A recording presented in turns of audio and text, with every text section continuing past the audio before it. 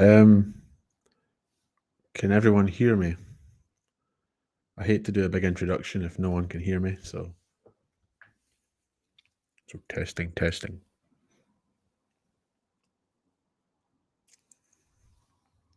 Yes, okay. So welcome to the masses, all 10 of you.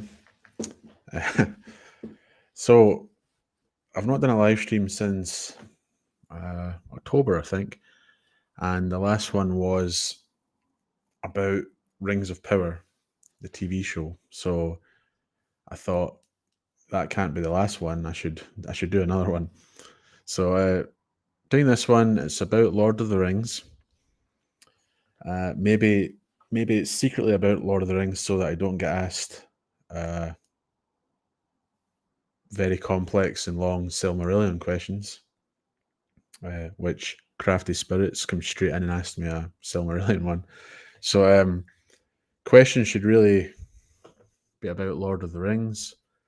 Questions, comments, opinions, anything like that.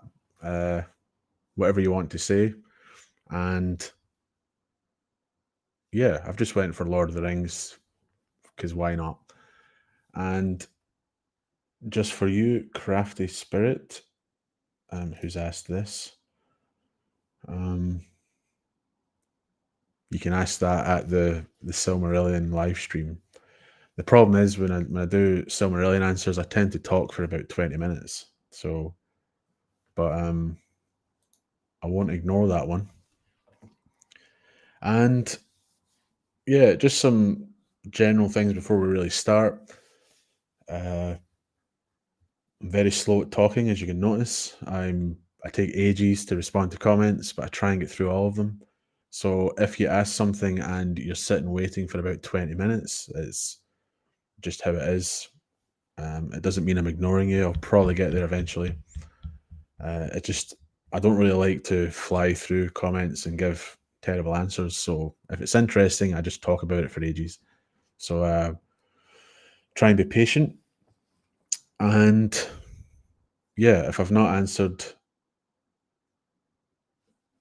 in like 10 minutes something, you don't have to spam it or anything like that. I'll just take a while to get to you. So as you can see, again, it's the Lord of the Rings stream, and I'm hoping that the comments focus on that. If you want to ask something about adaptations or other books, and you can be very sneaky and make it relate to Lord of the Rings in some way, then I'll answer that, of course. But I'm going to prioritize Lord of the Rings because I'm just in a Lord of the Rings mood. So that's the boring introduction. So hello to everyone who's here so far. The numbers are kind of climbing up a little bit. Aelin's here, Crafty Spirit, Wander Rogue, Matt, all these people who usually comment on the videos. So hello to everyone. And thanks to Joseph for watching the latest video. Yeah, I like that video, and it took ages. Took ages to make.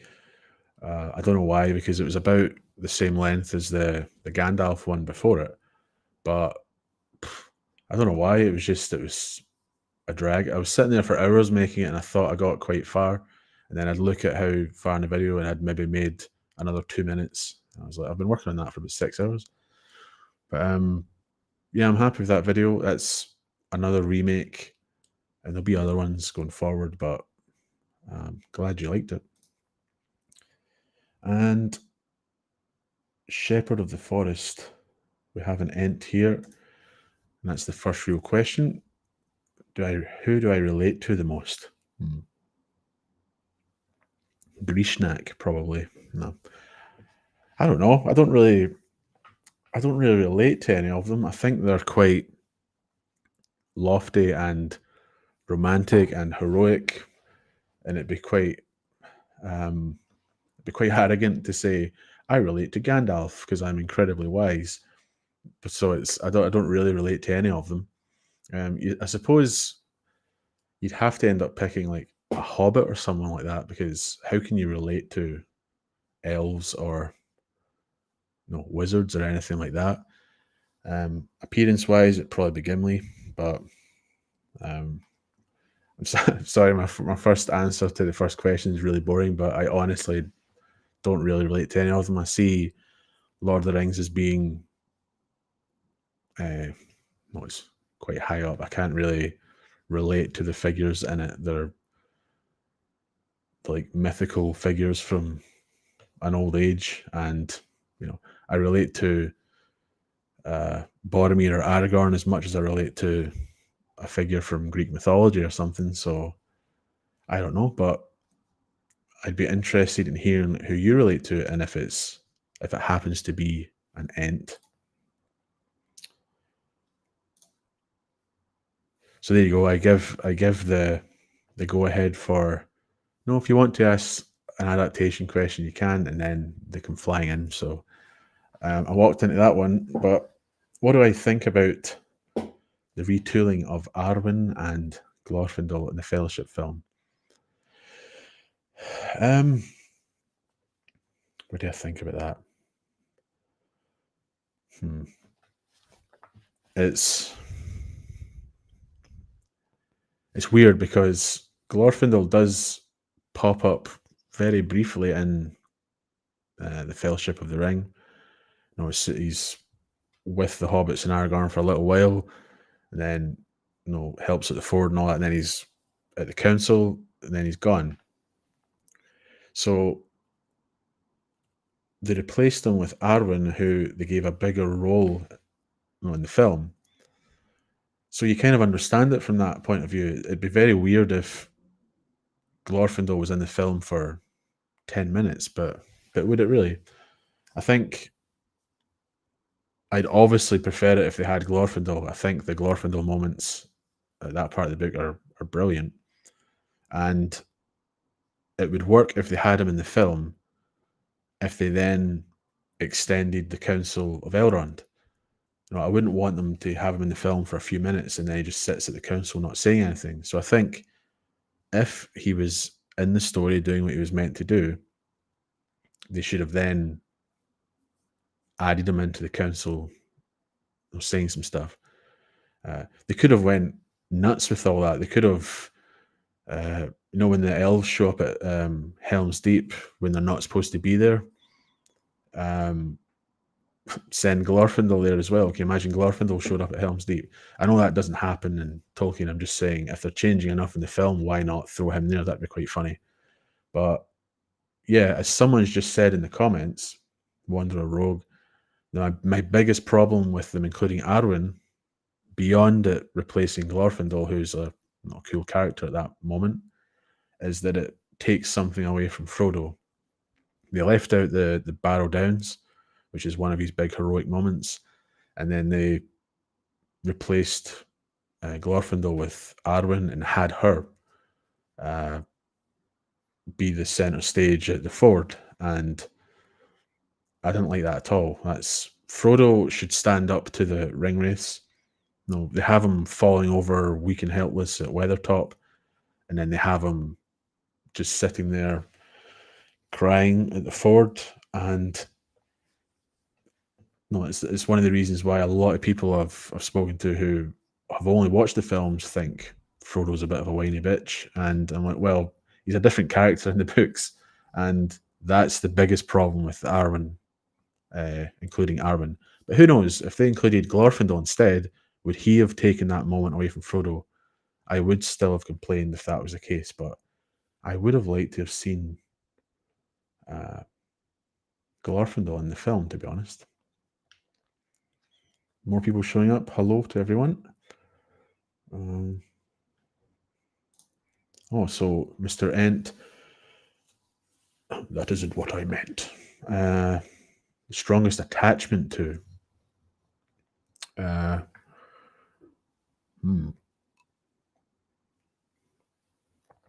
In the Lord of the Rings, it probably would be Gandalf.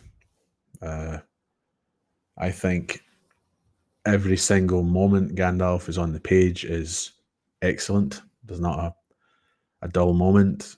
It's probably Tolkien's best lines are given to Gandalf. And yeah, it doesn't matter if I'm reading it or if it's an audiobook or anything like that. Gandalf just jumps off the page for me, and I was pretty upset when he died in Moria before I knew he was going to come back.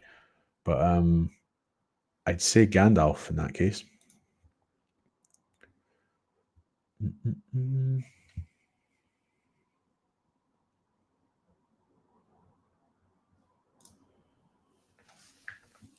Well, we don't know because Cirith Ungol, right? That's if you know that language, you would know it's talking about a spider.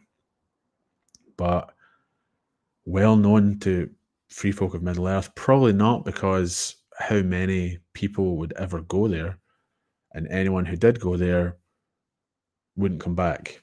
No, it'd be one of these rumors, um, rumors of something lurking there or whatever. But by the time you know about it, uh, you'd probably have been eaten or captured or something like that.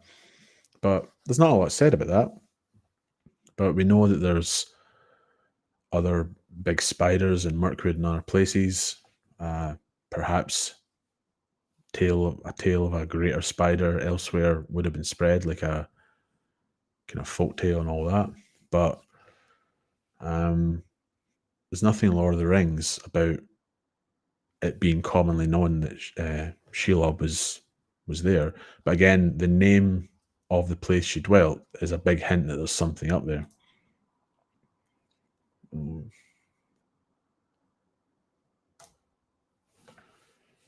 Iron Blue. Do I like Theoden? Yes, definitely. Great character. I think he's like I've got a video where I talk about him and Denethor, and I think that's a real strength of his character when you are able to compare him to Denethor later. I really love doing that. It's you know Theoden's he's almost like the old gentle king, and Denethor's this whole idea of having greater power, but he's got a lesser position, kind of in name only, I should say. But this idea of Theoden being on the brink and getting brought back by Gandalf, and then going for his last fight, probably knew that he wasn't coming back. Theoden's a brilliant character, and I'm not surprised he's your favorite. I really like him as well.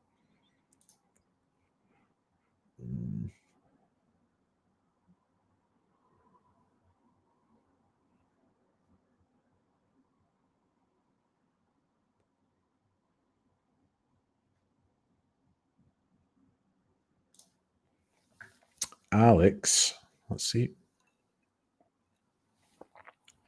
How would you go about drawing people to the books in Arda in general when attention spans are short?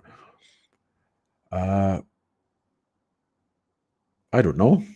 I don't know how you do that. I think I'm on the subreddits for quite a few Tolkien pages. Like Tolkien fans is my favorite one. I'm on the Lord of the Rings one, which isn't as good, but I'm on that. And almost every day, someone comes in and they'll say things like, recommended reading order. How do I go about reading this book? There's this strange myth about these books being remarkably complex to read. I'm not saying they're simple, but they're not. No, it's not Ulysses or something you're reading. It's not that difficult to read. Just how do you go about reading it? You just start from page one, and there's always people asking that. So I think a lot of people they don't want to attempt it. They think it's really difficult, or the bad side I should also say is people think if they've watched the movies, then why bother with the books? It's covering the same stuff, which is um, well, I don't need to tell everyone here that's not the case at all. And the films have helped loads of people read it, but you can't really force others to read it. I think maybe YouTube videos. I'm not really putting me up there, but there's other channels who I think have helped push people into reading it, like just sharing information about the world and feeding more information, and then it must get through to some people where they say, I'm going to go and just read this, instead of just being kind of spoon-fed little bits here and there. But I don't know if it's about attention spans. I know a lot of people just don't read, and those who do read would probably attempt Lord of the Rings if it interested them. So yeah, I don't really know that. I recommend Lord of the Rings to people, and anyone who watches my videos who hasn't read it, I'm wondering why you haven't read it. Just go and start. And I'll always say, especially with book one, and I mean, there's 6 books in the 3 volumes, usually the 3 volumes, and loads of people seem to give up in book one because it's the slowest part. I'd say it's a whole book before they reach Rivendell, and some people just seem to give up in that. And I just say, don't rush through Lord of the Rings. Just, if it takes you a year to read it, what's the problem? Just take your time and read it, and a page at a time, and just go for it. But I'm hoping videos and a clear passion for Tolkien would, if I've even influenced a few people to go and read it, I think that's brilliant, to be honest.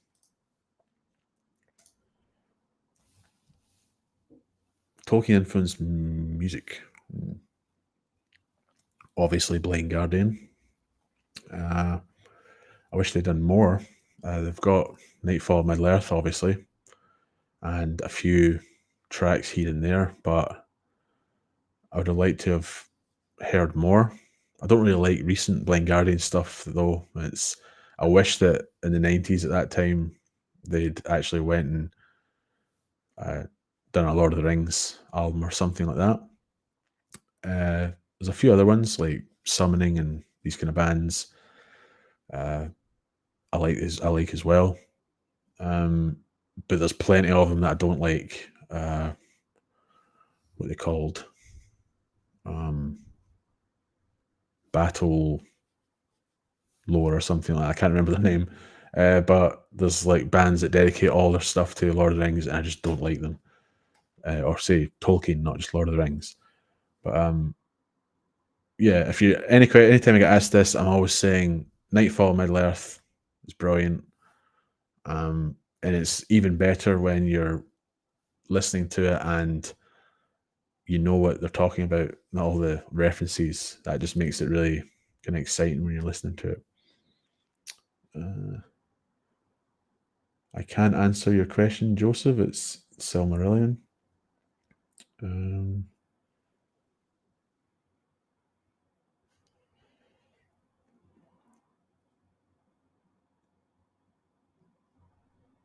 I think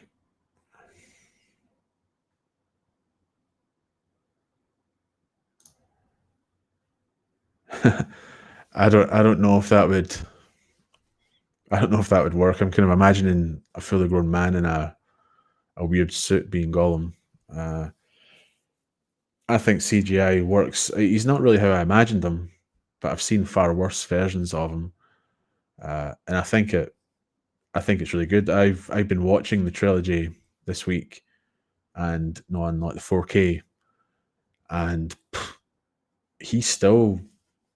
Well, you can tell he's not there. Obviously, right? I'm not going to say it's absolutely perfect now. It's over 20 years old, but it's unbelievable that it's over 20 years old. I think it still stands up, and I don't think it'd be more relatable, because I think Andy Serkis with the motion capture and that does a very good job of showing emotion as Gollum.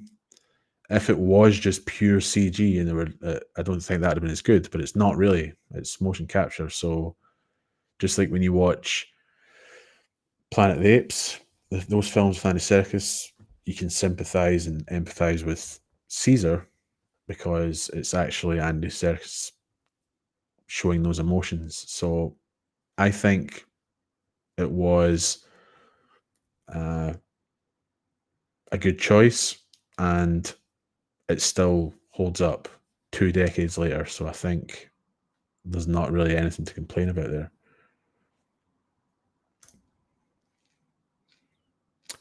After the destruction of the Balrog in Moria, are the Balrogs extinct now in Middle-earth? See, that's a weird one because, as you might know, or you might not, I'll just assume you do,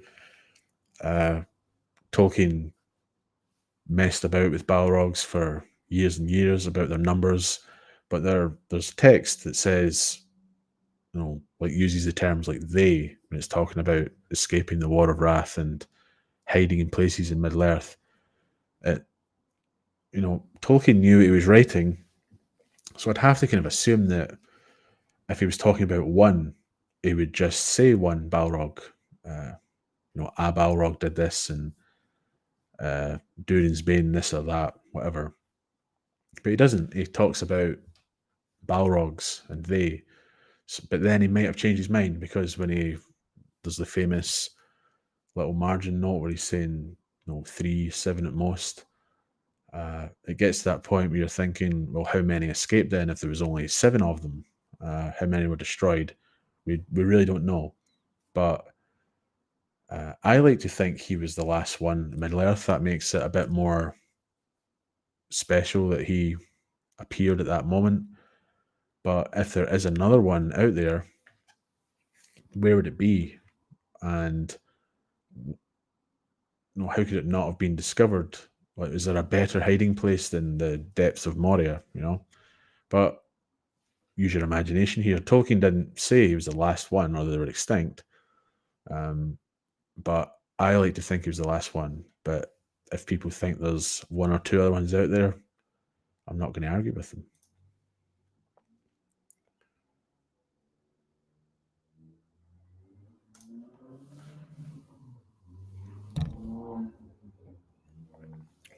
No, I'll answer it. How elves interpret their past, mythical or literal? Well, the text that we are reading is told to us by elves, really.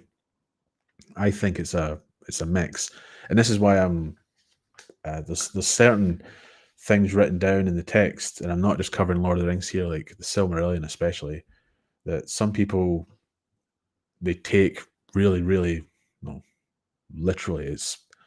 It says this must have happened, and it's not always the case. I think in these tales, elves are writing about the past or hearing from others from the past, and it's there's a mythical component there as well.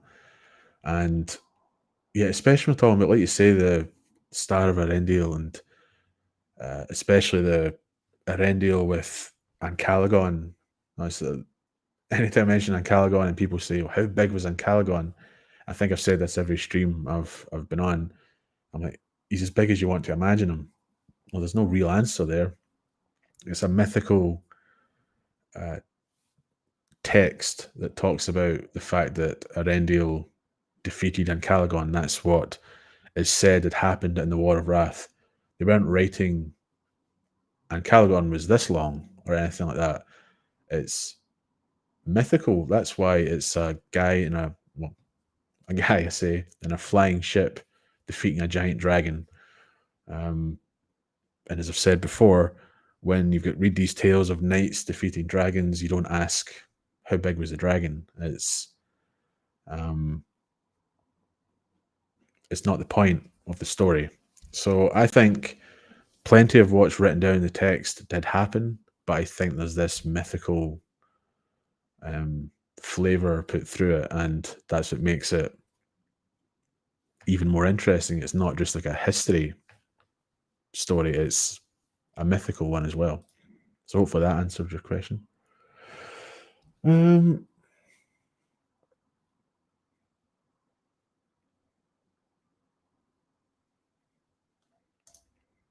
of the best names on the stream, Chatty Lumpkin. It's not just on Frodo. We remember Bilbo with the spiders putting on the ring. He's able to hear them talking That's a quality of the ring, an ability that you get with the ring, maybe related to perception, or maybe it's related to what Sauron put into the ring. But Sam benefits from it as well, being able to hear from quite far off. And yeah, it's not a surprise that when Frodo puts on the ring, he understands more than he could when he doesn't have the ring on. It's one of the powers of the ring. And yeah, understanding these languages that you wouldn't really understand before. I find that quite interesting, how it does that, especially with like the spiders and wolves and these things. Is this something to do with maybe evil creatures? But um, maybe it's just a side effect of this ring containing a part of Sauron's spirit, in essence, his knowledge and all that as well. So I don't know.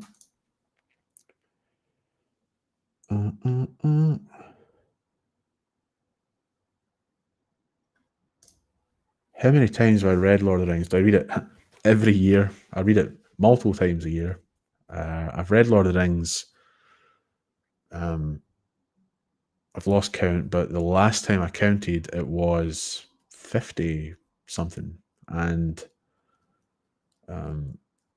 yeah, I wouldn't be surprised if it's three times a year, maybe. And I first read it. Sound like Elder. I first read it 3,000 years. No, I read it 2000 to 2001, and I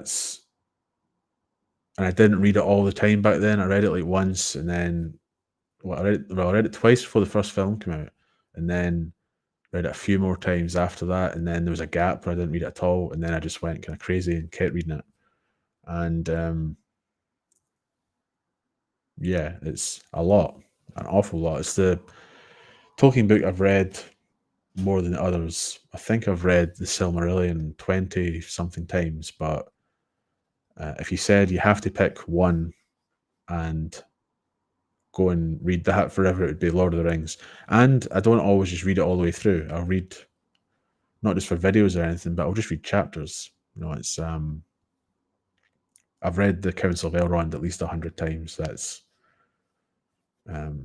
definitely the case. But so technically, I do read it every year, but multiple times a year. Let's see. So it's two parts here. Gandalf has premonitions about confronting the Balrog and dying. I shall have need of such power. Aragorn gravely mentions avoiding Moria. Yes, in a way.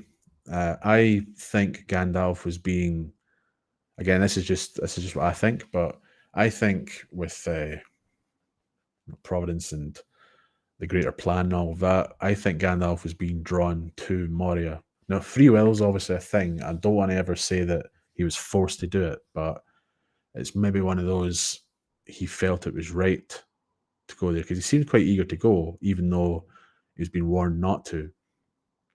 I think there was a pull there, and it's almost as if the Balrog was drawn to him as well. And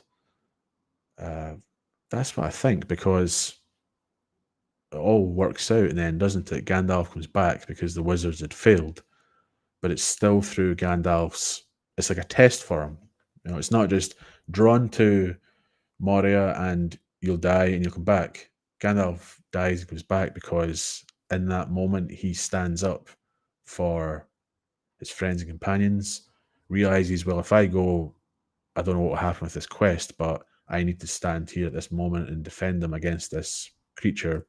I'm the only one that can do it. And he sacrifices himself, essentially, and is rewarded and returns and all of that, as you know.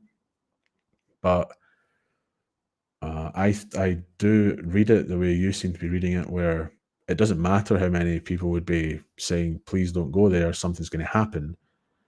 Gandalf felt the need to go there, and other powers were at work. Carathras works against them, and they have to leave the mountain, and everything's leading to Moria, and there was always going to be a confrontation. But it's hard to kind of say that completely when free will's still a thing, but there's greater forces at work and all of that stuff. So yeah, I think I do read it that way. And as I always say, I'll make a video about that, but it might be in like 10 years, I don't know.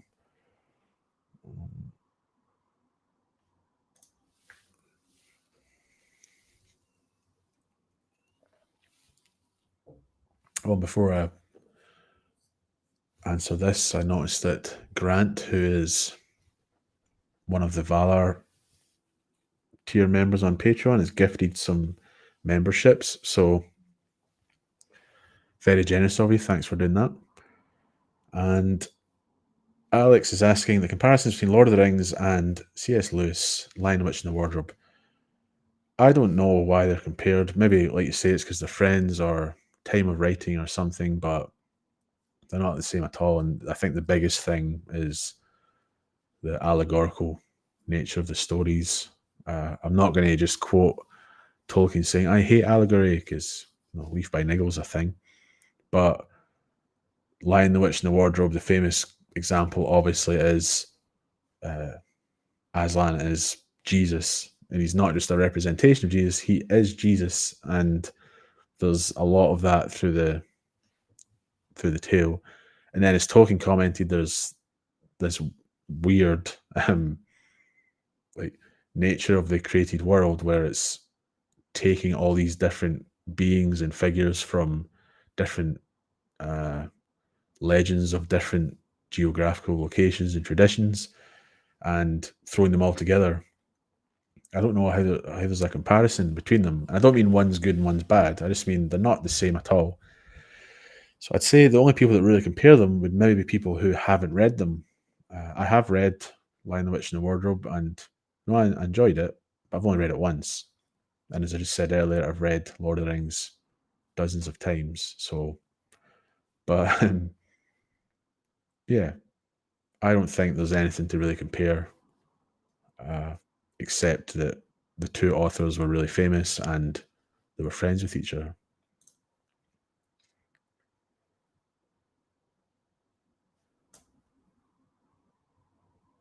Balin.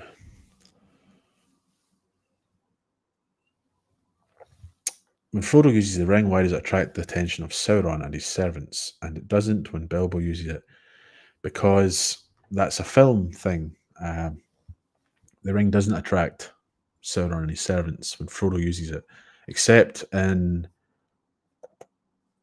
on Amon Hen, but that's Frodo's fault. So I'll get into that in a second. But if anyone put on the ring and it attracted Sauron and the Nazgul, the story would be very, very short, and they would have found the ring quite a while ago. Frodo in the films seems to attract them. Like, he's always putting on and then the big eyes saying, I see you, and all that. That doesn't happen. And the Nazgul, I think, when they're at Bree, he puts on the ring and the Nazgul kind of immediately become aware, and they turn and they start coming towards the prancing pony. That doesn't happen either. But Frodo, it's actually two places, I should say. One's on Amon Hen, so he's at the Seat of Seeing, and he puts on the ring, and he's actually using it. He's starting to use it, and he gazes very, very far, further than he could see realistically without the ring, of course. And he ends up being drawn to Mordor, and he attracts Sauron. So Sauron's obviously, he's not a big floating eyeball, but he's in the tower and he's looking for his ring, and then he obviously feels this presence, coming towards him, looking at him. So he's drawn towards that, and then he realizes it's the ring, and Frodo's overwhelmed because now Sauron's gazing at him, and he's drawn back, taking off the ring, and trying to take off the ring, getting overwhelmed because now Sauron's grasping at him, trying to find out where he is. And that's when Gandalf helps him. Gandalf's already returned at this time without them knowing. And Yeah, that's Frodo's fault. That wasn't just putting on the ring. It was Frodo looking at Mordor and drawing the gaze of Sauron. And then other times, obviously, in Mount Doom, no, it doesn't just put on the ring. He claims the ring at that time. He claims the ring in the Sammath Naur, where the ring was made, and he puts the ring on and says it's mine. And Sauron is immediately drawn towards him, and it's a big deal when you claim it. When you're claiming it, you're essentially trying to will that power to you. You're trying to bend the power of the ring to yourself. That's what claiming it is. It's a lot different from just putting on the ring, and you're in the heart of Mordor or where the ring was made, and it's obvious that Sauron is going to be drawn towards you. So that's what happened. And just don't pay attention to the way the film does it.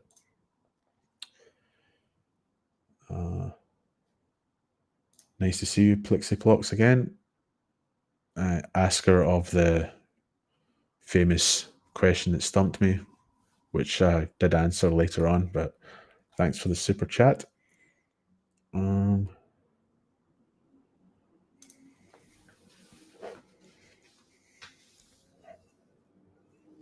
This is in regards to reading it loads of times. Do I get bored?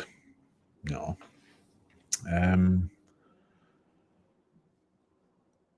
There's usually something else that you pick up on when you're reading it again, and there's little moments. Like, for example, I've said before, my first few readings, I wasn't interested in the Tom Bombadil stuff. I was quite young and I didn't care about it. And now I can't wait to read those parts. And later on, maybe I'd read it, 10 or 15 times or something like that. I didn't like the Treebeard chapter, and I love that now as well. Just not the audiobook version. It drags on so long. But if I got bored, I wouldn't read it, or I would go and read one of the other stories. But I'm just someone who, when it ends after the Grey Havens, I honestly wouldn't mind just starting over again. It's long enough that it's not, you finish it, you start it again, then you're finishing it that weekend. It takes a while to read, and there's just so much packed into it. There's bits you'll pick up on that you maybe read a bit too quickly before, and little bits that, especially now that I've got the YouTube channel, where I could read something and I'll say, oh, that's really interesting, I want to talk about that. So that kind of happened with the, just for an example, I've got a video called of Aragorn and the Faint-Hearted, and that's when he lets the soldiers go who are like terrified to go to Mordor. I'd read the Lord of the Rings loads of times, and then when I was reading it that time, I just thought, the moment that it happened and where they were going, I was like, you can compare this to Sauron. Well, how would Sauron react in that situation? And this is before Aragorn is actually a king. So I just started thinking that Tolkien's showing us this kingly behavior before he's even a king. And it's just little moments like that. And powerful moments, you still get chills at certain parts. I'll keep reading it until I can't read anymore, but definitely don't get bored. But yeah, I'd understand if someone only wanted to read it once or go back to it once a year. That's one of my grandparents. I don't know if he still does that, but he did that for years. He'd read it loads of times before I did, and it was once a year. And I think Christopher Lee, did he not do it once a year as well? That's completely understandable, but I kind of obsess about it, so once isn't enough. I do read other stuff as well, though. Right. Geez, I'm already far behind.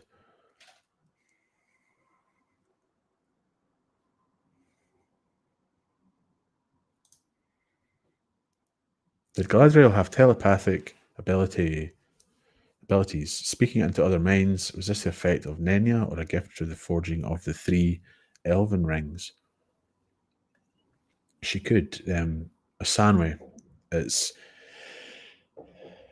It was in History of Middle-earth, but you can actually read it in the Nature of Middle-earth now, the Sanwe Kenta essay. It's... Have I got it up here?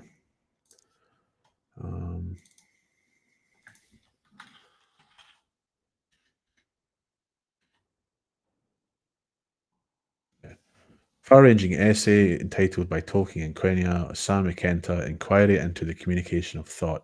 So it's definitely something that actually happens in the book itself. There's a moment where the elves are sitting around after the ring's been destroyed and none of them are talking, but it says that they are communicating with each other. So it's not to do with Nenya or the elven rings.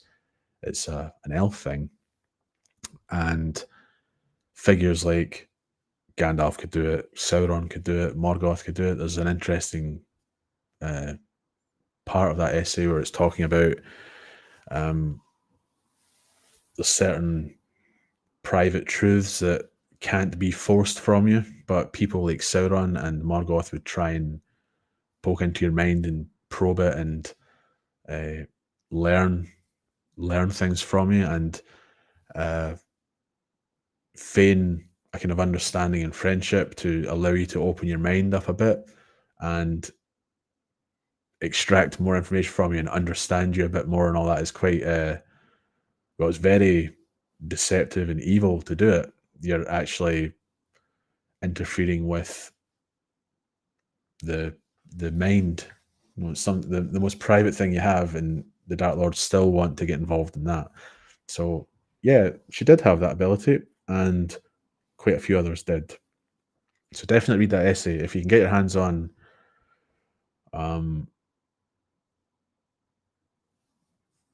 Nature Middle Earth. You can read that essay, and once again, I will make a video on it, but who knows when. I don't even want to promise when that'll be. But it's very interesting. I was going to make a video about that in relation to possession, because there's an interesting Sauron video in there about possession in relation to Isanwe. So that'll come at some point.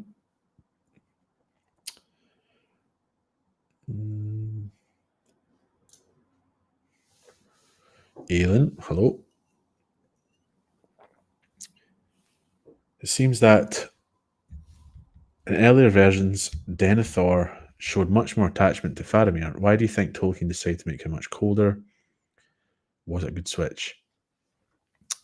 For drama and to really not only show the mind of Denethor, what kind of man he was, but to do a comparison between Boromir and Faramir. It's, if Denethor was maybe not as attached to Faramir as Boromir, but he really loved Faramir as well, like in an obvious Boromir kind of way,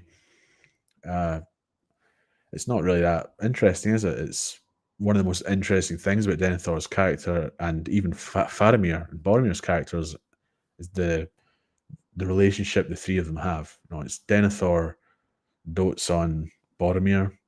He doesn't understand Faramir, even though Faramir is,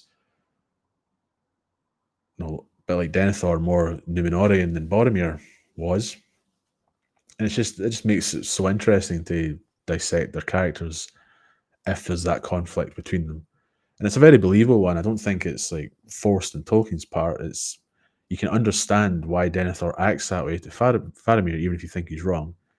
And it's also why, you know, obviously people have seen the movies now, and a lot of you have read the story, but I'm sure when you first read the story, when you come across Faramir and you learn who he is, you start to think, oh no, he's going to be like Boromir, and he's not. And to then learn that Denethor really loved Boromir more, and, you know, is so grieved that he doesn't care he's got another son left, he's turning mad because of it.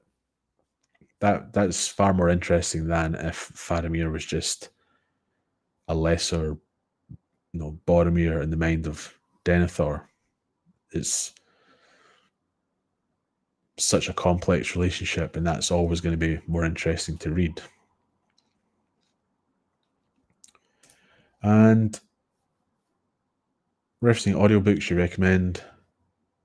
Who did the recording? That's Phil Dragash. Every single video, even ones I don't use, the audiobook, check the descriptions. Any images I use, music I use, audiobooks, they're all in there. And you can find Phil's work online. But I will say, and this is like a public announcement, there's a website that's went up, and they're the ones that have put Phil's audiobook on Spotify and other podcasts called like An Unexpected Journey, whatever. Do not support them. They did not get permission from Phil to use that. They've put it up themselves. They're claiming that they can use it, and they're actually selling his audiobooks on their website. You know, purely they've just got MP3s like I've got, but they've got MP3s and they're selling them for like 30, 40 bucks or something. And they've not even talked to Phil once. They're just profiting off his work. So don't listen to that on Spotify or whatever. Don't give them your attention and don't give them your money. Definitely don't do that. Phil never charged for his audiobook and you can find it online for free. You know, just go and find it. And don't give those arseholes any of your money. Too many people online stealing everything, to be honest, because they don't have any talent or creative thought of their own. Gandalf is here.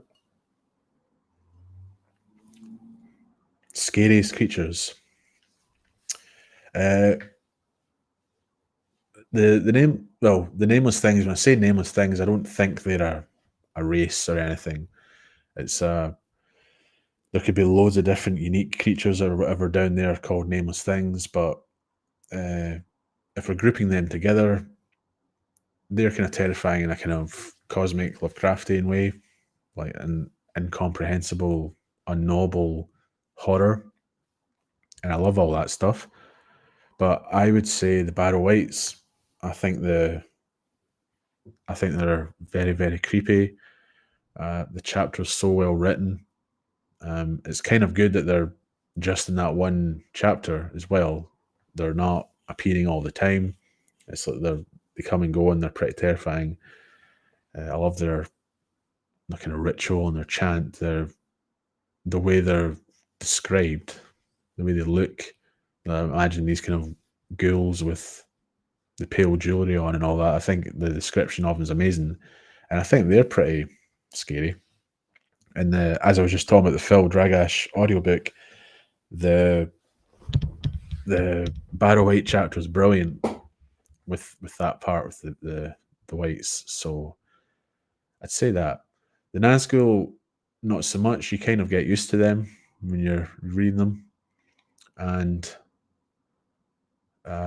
yeah, you can't really say werewolves or vampires or anything like that. They're not really in it enough. I'd say the Barrow-wights are high up there. Maybe some of the orcs. I think orcs like Grishnak are pretty terrifying, really well written as well.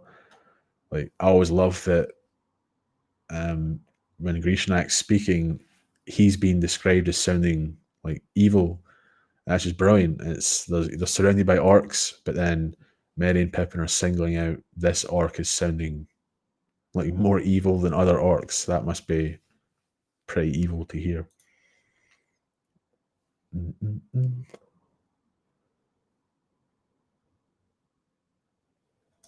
Yeah, it's a pretty heavy topic.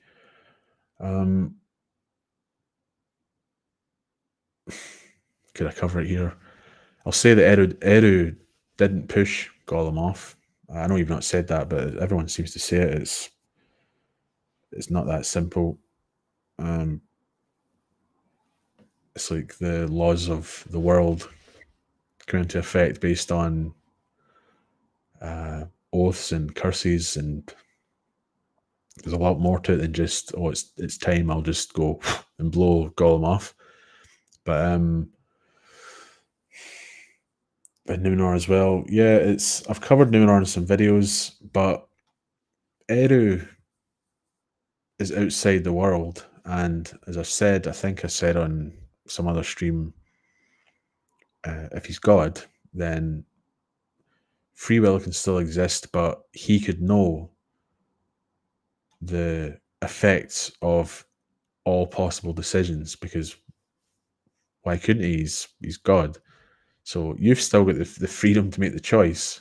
It's still in your power to make the choice, but Eru will still know the result of your choice. And the fact that he's outside the world means that he's not constantly interfering with it. There's rules that are set in place in the world. There's actually rules that Tolkien talks about that I really should talk about in a video. Oh, here we go again. But there's rules that are the like the laws of the universe, and some can be bent or broken, and there's actually some that cannot be broken, and that kind of frustrates Melkor. It's not really talked about, but Tolkien does go into a bit of detail on that in History of Middle Earth. And but anyway, you just have to think of Eru exists outside. He lets things happen because free will, as we keep saying, and the very, very few times he steps in, it's quite important. When he steps in for Numenor, the Valar have given up their authority over Arda. There's only one being above the Valar when it comes to that, and it's Eru. So he accepts that they've done that, and he steps in and does something about it. And when Gandalf dies, he passes out of thought and time, and it's Eru that sends him back. And with Gollum, the plans all reached that point.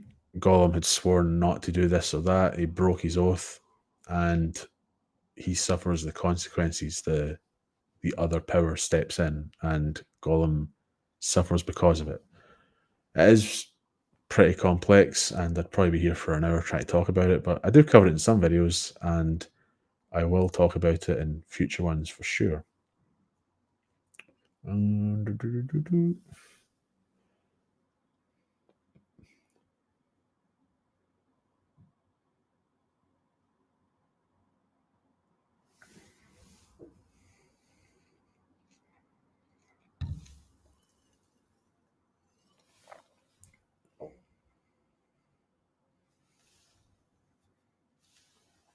Let's see, next question.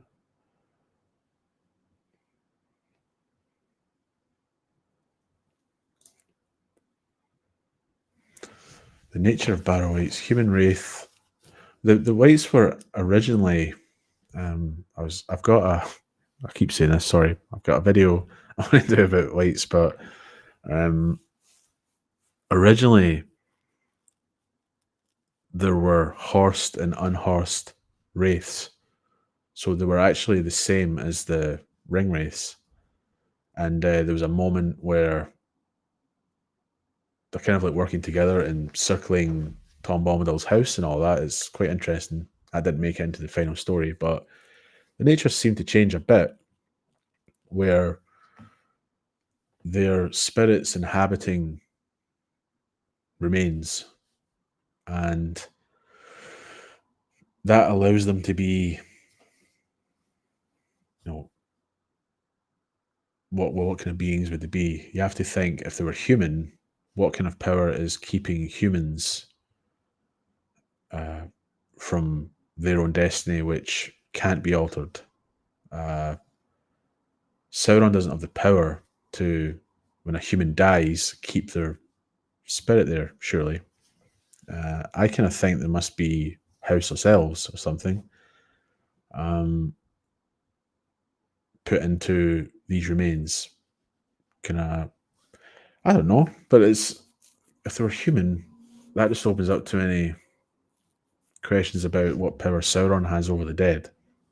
I know he's a necromancer and everything, but there's laws that he can't overcome, and I just think maybe houseless spirits who did not want to go to Mandos when they had the choice, and they're full of malice and looking for bodies to inhabit, which Tolkien does say, laws and customs of the Eldar, that's what elves would do. they'd end up looking to inhabit bodies without permission to inhabit them. And it all just makes sense that they could end up being wights. And Barrow-wights are just wights in the Barrow Downs. And then, so I think that works. I think malicious ancient spirits who are happy just to be there, and they were sent by the Witch King. But if they were human, that's giving a lot of power to something where they shouldn't have that power. Because as I think, yeah, Andy just said there, a curse like the Army of the Dead, possibly.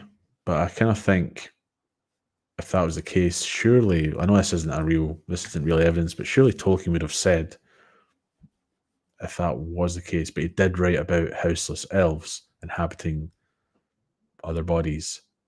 It just makes me think that they're probably that. So that's what I think.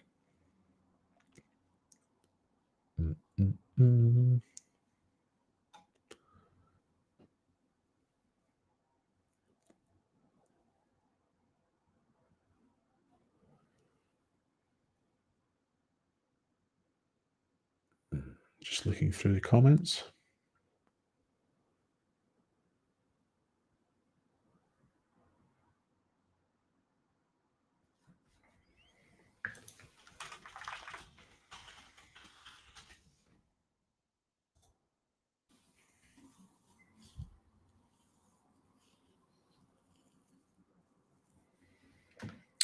Okay. So the next Lord of the Rings question. Let's go for Ludwig, who's here, and he asks, quite an interesting one, who built the stairs of Cirith Ungol? Best guess. We don't know. There's two main possibilities. Because remember, a lot of what was built in Mordor was Gondor that actually built it to keep the evil in. Sauron didn't build this stuff to keep people out. So could they have built it? Possibly, or it could have just been Sauron's servants. It's one of those, and I don't really want to say one or the other because it's honestly not known. But with the location, the kind of nature of them, they're a bit. No, they don't seem like amazing works by expert craftsmen of Gondor or anything like that. I kind of think it was a path carved out by Sauron's servants, and it just kind of got worked on, and it was just like a way to get in at that part. I think it was them. But again, I don't want to say that for sure because we don't know. But it's either Sauron's servants or the Gondorians. But whatever you want to believe, I think it was Sauron's servants just because of the nature of the stairs themselves. They seem like the work of orcs, I'll say.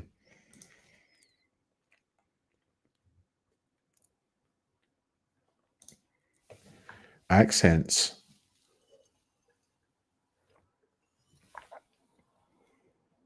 Well, I don't want to say assigning accents. They would have sounded different, though.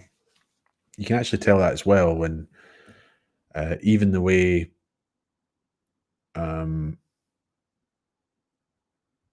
hobbits speak, just the way Tolkien writes, the way the hobbits speak, you can tell they don't sound the way the men of Rohan sound. And you have to also think of their actual languages that they'd be speaking. It's Rohirric is going to be, just think of Anglo-Saxons.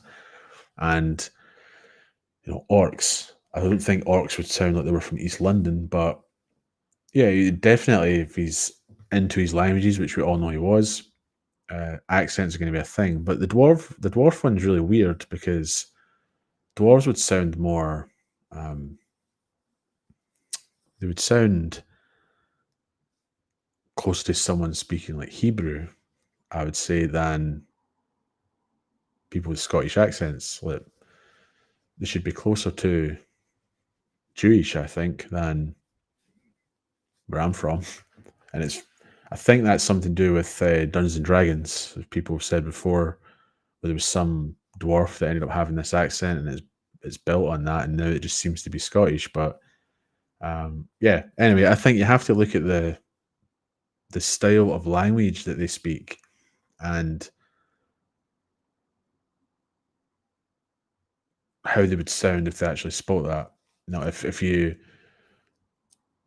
read if someone's written down Hungarian, it's, to me, they're not going to sound anything like someone speaking Swedish, or French.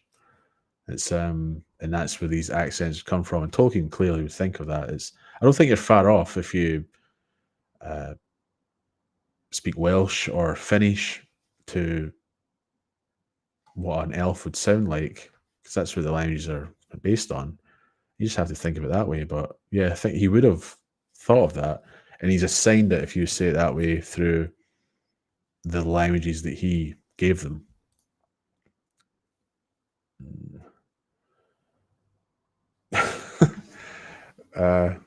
Legolas using the shield.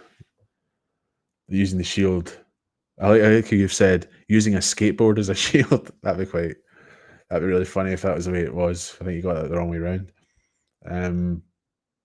Yeah, these are just stupid, silly movie moments. You know, they're stupid, right? But they get kind of cheers in the cinema and that. Like, I don't really have a big problem with it. It's goofy and all of that, but it's just a kind of moment in the battle and stuff. There's other things that I would complain about more than that. Because I was watching Two Towers on Tuesday. I think I laughed at that bit because it's just so stupid. But there's something weirdly charming about the stupid skateboard slide than the gravity-defying Legolas from the Hobbit movies, where that was just annoying. So I think if it makes me laugh, I don't care that much. There's always going to be silly moments like that when it's a film, but yeah, I now want to see Legolas using a skateboard as a shield. I'm not that far behind the chat. 15 minutes.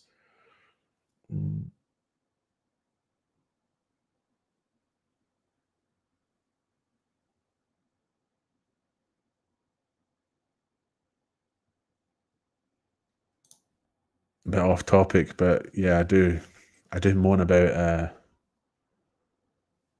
theft a lot. Theft and plagiarism. Don't support plagiarists, people.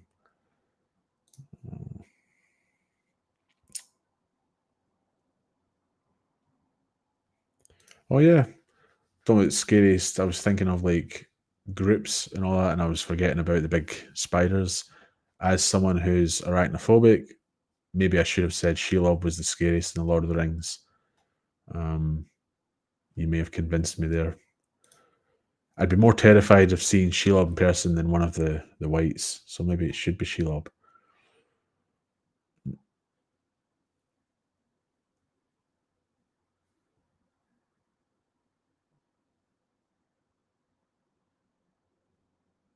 Oh, there's some nice questions here that aren't Lord of the Rings, and I feel bad about not answering them.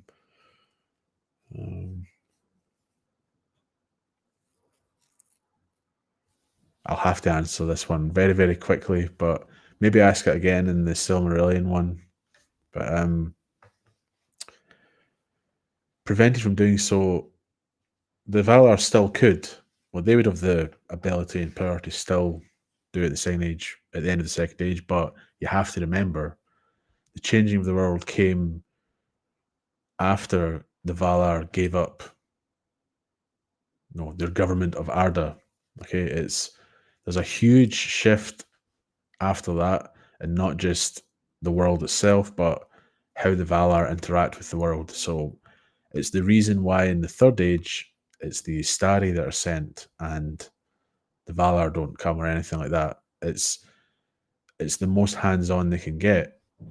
They gave up something huge, and they don't just get it back after Numenor sorted. It's a big deal that they did that, and this is how they can help going forward. But even if they could just appear Middle-earth, which they would be able to, they could fly over to Middle-earth and start laying into Barad-dûr if they wanted, but they weren't going to. That's the whole point. It's how they deal with problems really, really shifts from what happened at the end of the first age and what happened near the end of the second age with Numenor. It's the Valar really have to change how they deal with problems of Middle-earth. But I can go into more detail on that on my Silmarillion stream, whenever that is. I don't know when that'll be. Well, there's 67 people here. Didn't even notice. Hello, everyone. Oh, there's a super chat here. Sorry, I didn't even see that. Thank you very much. And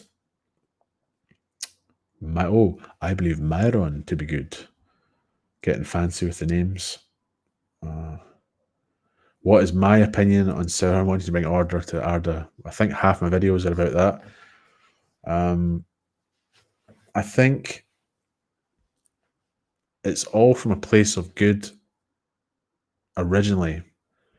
Sauron is about to say, Tolkien says it is a virtue. Like Sauron's attitude towards order it's basically order without chaos, order without friction. That's a good thing, but Sauron corrupts it, to say the least, and it starts to become order to his will, and getting rid of friction means killing people who would get in the way, and that's why we can say that he originally had good intentions, because it'd be great if there was no friction in the world, but friction is like a natural thing. There's always going to be conflict, and nothing's going to be perfect, especially because of his own boss helping that along.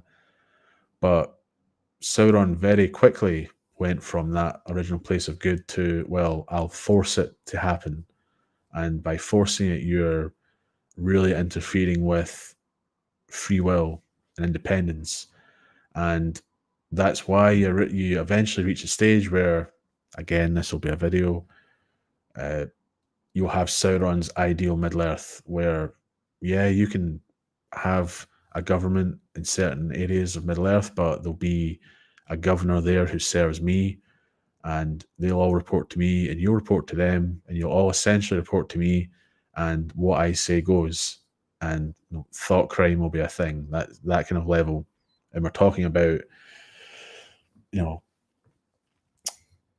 I hate saying demigod in terms of like Sauron and that, but think of it that way. Think of the worst tyrants in our human history, and then think of someone who actually is divine being a tyrant. It'd be so much worse, and that's what it'd be like with Sauron, bringing order to Arda, but he's the one in charge. Sauron wouldn't be happy for order if he wasn't the one dictating what order would be. That's what makes him a tyrant. But just watch all my Sauron videos where I talk about that. But that's a really good question, and I could talk about Sauron all night, to be honest.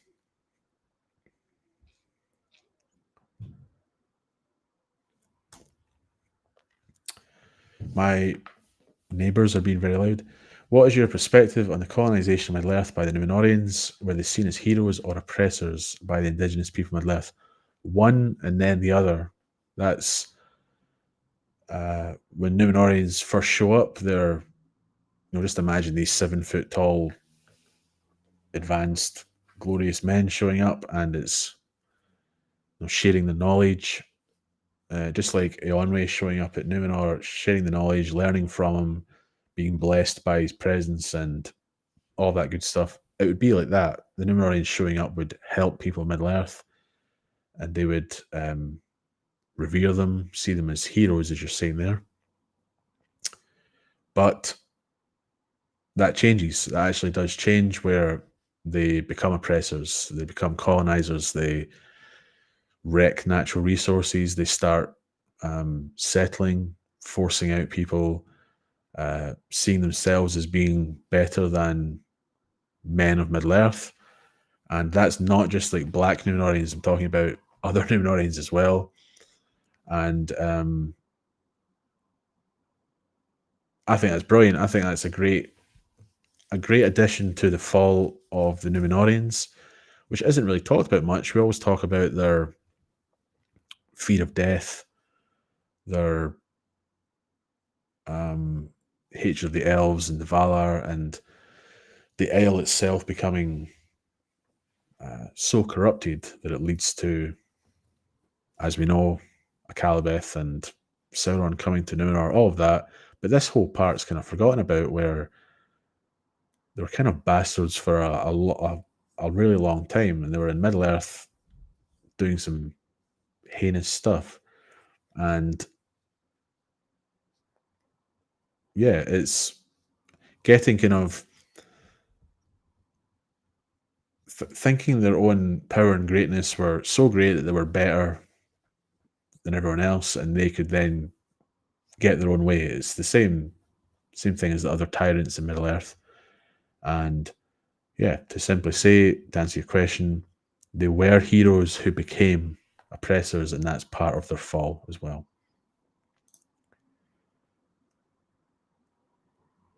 How old was Shelob? Very old.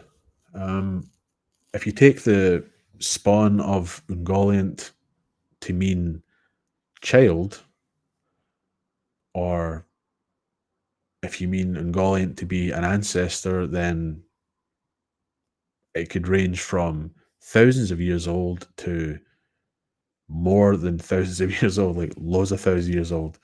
I think Shelob would have been around in the First Age, and she's kind of described as she's like the greatest of Ungoliant's spawn, so she must have been around then, surely. And there might have been other creatures like her that were destroyed or ate themselves or whatever.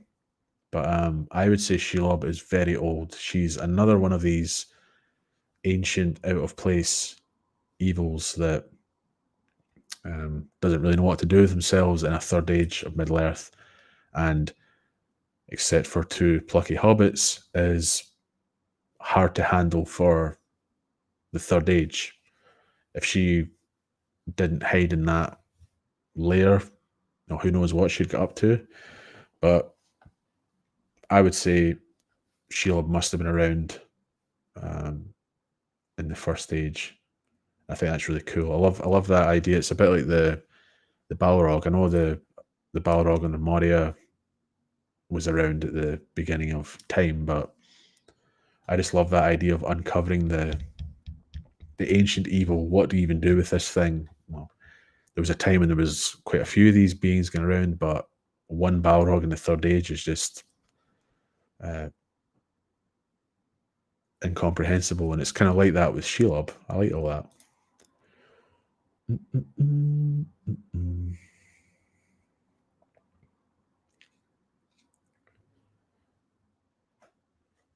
Damn it, there's some comments here for things I've talked about 20 minutes ago and I can't remember. Shelob is about 7,000 years old, if you believe Google. 7,000. Yeah, I can understand where they're getting that figure. Obviously, it's an estimate, but yeah, we're pretty much saying First Age. Yeah, as Balin says, they're ancient. That's just a good way. It's a bit like when you say how big's Ancalagon. Very big. How old Shelob? Very old. Oh, there's another. I like that. You gave a super chat. And it says, "Oh, I could talk about that another time," and then you've given another super chat to get more information. So thank you for that again. the reign of Tar Myron to be. Again, I'll be here for ages talking about that. It's like I said, I think Sauron's genuine, or his representatives are genuine when they say you can keep these lands. I think he's more interested in all government being under him and no one bringing war to him, but he can basically do what he wants. He doesn't have to just have his dwelling in Mordor. Middle Earth would be his. I think he would immediately dispose of those who would never serve him, even by force. And that means some of the elves, or most of the elves. I don't think many of them would be willingly wanting to serve under him. They'd be trying to escape Middle Earth. I don't think he'd let them. He'd probably destroy the havens. And I think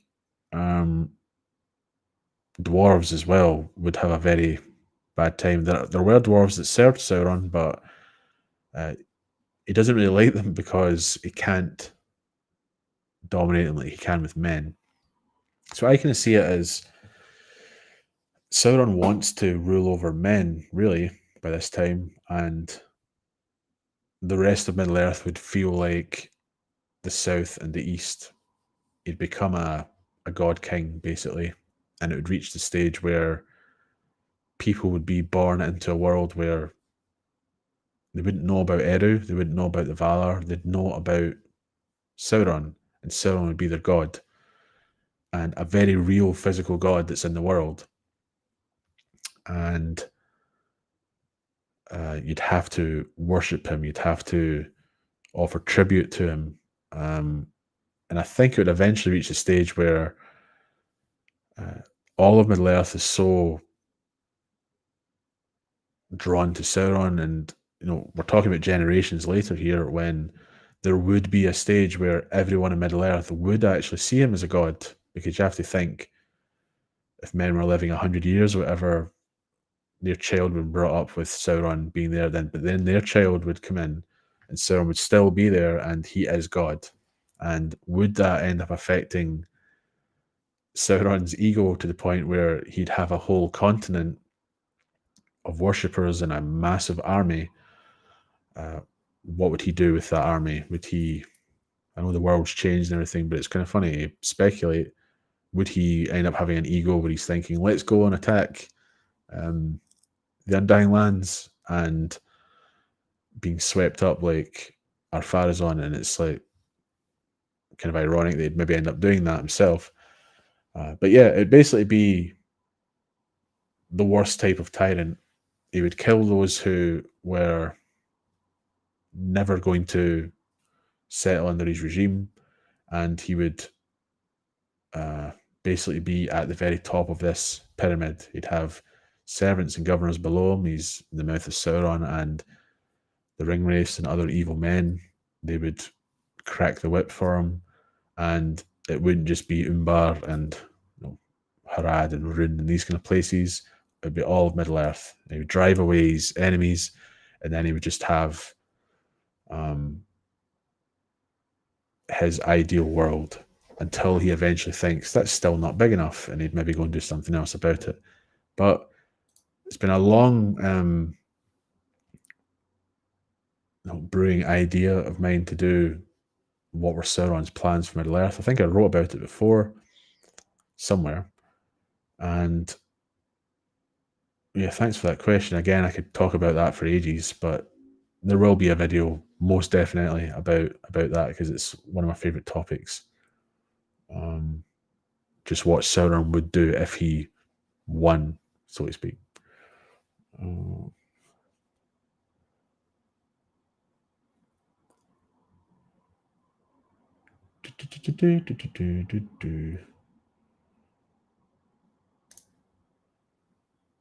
Richard Harris, not the actor.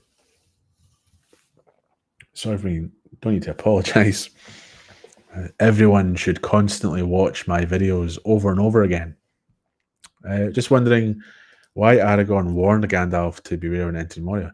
Well, because look what happened. Aragorn had obviously the gift of foresight. He knew, in his heart, that there was just something off about Gandalf going to Moria, and he'd been in there before, and he just knew this. Seems like he knew there's something evil there. Gandalf, do you really want to go there? If we can avoid it, let's avoid it. And he was right. So he was warning Gandalf because he knew something bad would happen, and he was right to warn him. But it's quite interesting that I know I'm randomly just bringing up the movies here, but they did flip that round, and I wonder why that was. Aragorn wanted to go, and Gandalf was like, "No." And then Saruman knew that the Balrog was there and stuff. It's not really as interesting, but I like that. I like that in the book, though. There's that feeling of dread. Aragorn keeps warning him, and then you're getting into Moria, and you're like, "What is going to happen?" But anyway, Aragorn was warning him because he had foresight, and you ever just get that feeling, that a gut feeling that something's not right? He clearly had that, and it's funny because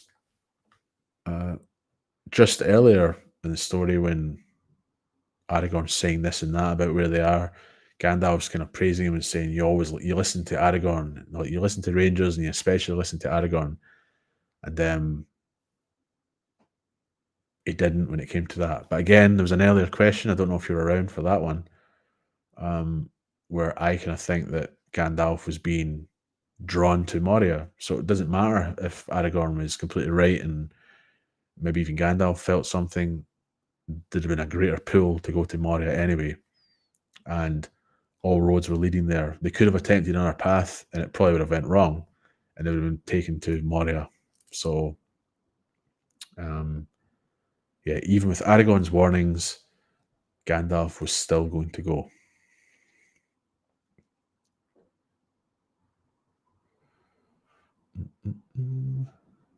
Yeah, so our favourite chess player, Jose Capablanca, has said, "Gift of far seeing." Yep, that's just what I'm saying. Impending doom. That feeling they say when you're about to have a heart attack. A sense of impending doom. Aragorn probably had that. He's like, "Gandalf, don't go there." Gandalf's like, "No." Can't answer Silmarillion stuff.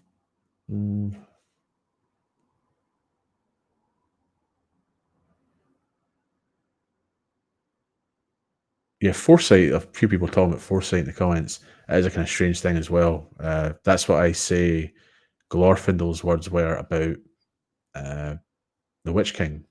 It's not prophecy. Like Aragorn wasn't giving a prophecy that Gandalf, something will happen to you. It's not really that.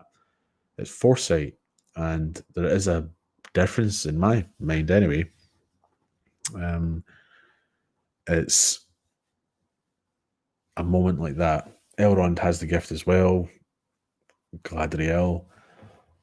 It's attributed to being wise, it seems. Like, if someone.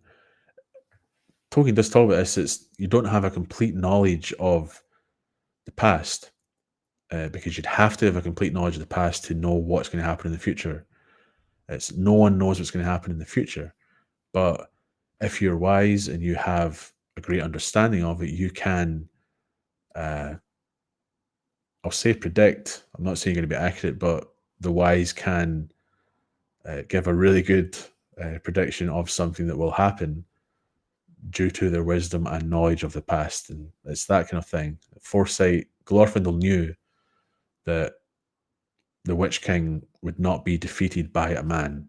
But as I always say over and over again, it doesn't mean that a man couldn't defeat the Witch King. There's a huge difference there. But that's just what I mean there.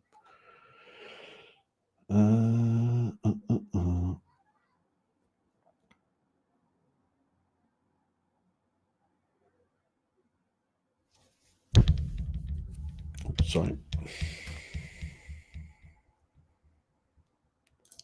Do I play Lord of the Rings online? I don't. I don't play MMOs. I've never played them. And well, actually, no, I played. Was it Gothic? It was called. Like, I don't want to say I'm older than I look because you might think I look 50 or something, but played PC games for since I was about 7 or something like that. And I think that was the first one I played. But no, I don't play Lord of the Rings online. I see a lot of people playing other channels and that. I've got quite an addictive personality. I think if I got into a Lord of the Rings MMO, I'd probably quit my job and just play it. And I don't want. I don't want to do that. Like, for example, I'm playing Civilization at the moment. I've got 1,000 hours in it or something, and I can't just play it for like an hour. If I come home from work and I put it on, I'll be there until I go to bed. So I've no idea what I'd be like with a Lord of the Rings online game, but I don't play it. I don't know what they've done with the so-called lore, but I'm guessing they've really well, I don't want to say butchered it, but they must have expanded on it quite a lot if they've had a game that's running for so long and all these. I don't know if they do expansion packs or something like that, but that stuff doesn't really matter to me with games. For example, I love the Shadow games, Shadow of Mordor and Shadow of War. They absolutely go nuts with Tolkien's works, but it doesn't matter to me. It's just a game. I get to run about and fight orcs and strangely befriend them and that, but it's just a game. I think people overreact if they think they're. How would you do a game like that if you were sticking to Tolkien? I don't think it would work.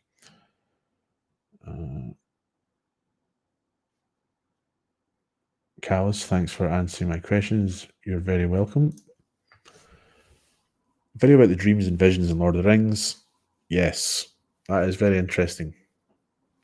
Yeah, Frodo is. You're right. Especially, is it important that he's in Tom Bombadil's house when it's happening? That's a really weird part of the tale. Is it significant that it's there? And he's basically seeing Gandalf, isn't he? And then he's having that vision of like passing west and all this. That is really interesting. And then we have Boromir and Faramir leading Boromir to Rivendell as well. So yeah, I agree. That would be a. You didn't say it'd be a good topic. I'm just saying it. I think it would be a good topic, and I'll add it to the infamous giant list of ideas.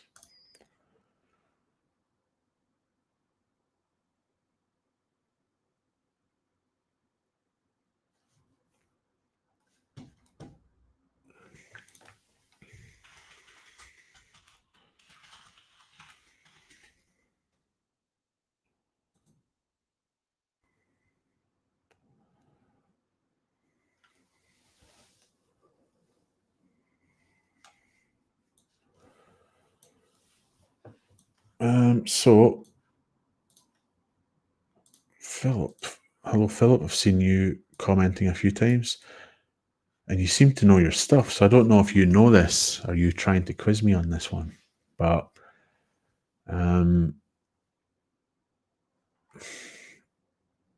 first stage is a weird one because people think it's just under 600 years with the fall of Morgoth, but the first stage is actually the longest stage. It's how many years before? 4,312 years before the rising of the sun. So that would be, get my engineering brain out, 4,902 years long. Because you have to, there's Valian years in solar years. You get a lot of this stuff in the nature of Middle Earth, but it used to be in the history of Middle Earth. Well, it still is, but they've added it to the nature of Middle Earth. So a Valian year is longer than a solar one, and we're also calling them solar with the rising of the sun. That makes sense. So I think 1050, which should be when elves awoke, year 1050, we're talking 10,000 plus years.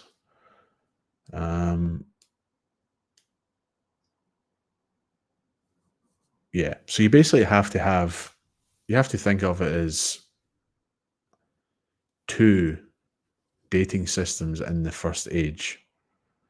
If you're only counting the first age from when the sun appeared, it's the shortest age.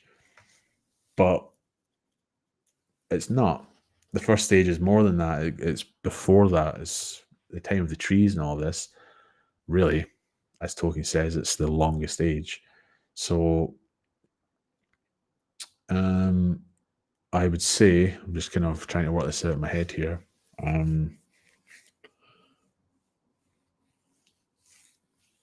You'd have 14,000 years, something like that.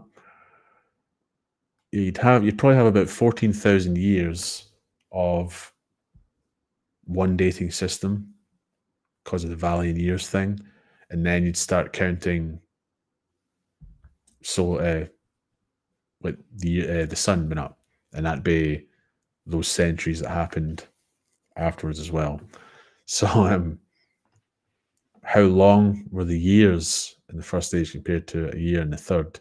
It depends when you're talking about. Before the sun, a year, if we're counting that the Valian year, was very long. And then afterwards, a year was just a year. Because obviously a year is, the way we count it, involves the sun. That's what a year is. But before the sun, it's not going to be the same length. And that's why the first age is technically the longest age.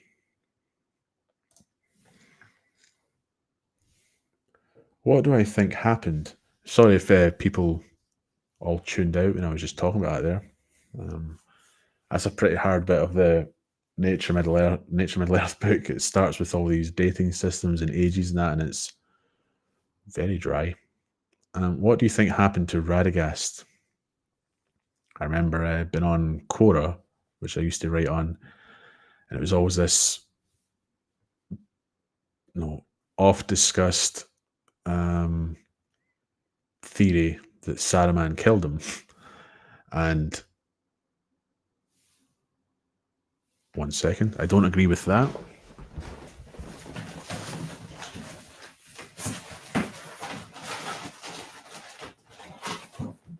I don't think Saruman killed him. I think he just left. It's like there's a nice bit of symbolism there with when they talked about he's home and he's just not there anymore. That just tells you everything you need to know about Radagast. He's just absent.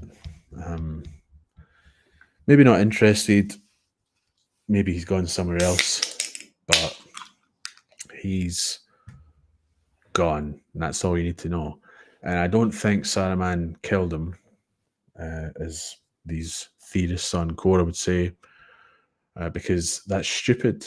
Because if Radagast dies, it's like a big beacon about all the stuff he's doing in Middle Earth, and what would happen to Radagast. But what does Saruman gain by killing him except not liking him? I just think that's really stupid. So I think Radagast just disappeared, wandered off to do what he was doing, and we're told that his home's all empty and that because he's not coming to help in any way. and it's just symbolic of how absent he's been from helping in this fight against Sauron. But I'd be interested to hear what you think happened. Do you think he was actually harmed? I like to think he was just still in Middle Earth and was pretty happy there, doing his thing. And I don't really like to think of Saruman leading him to Orthanc to brutally murder him or something.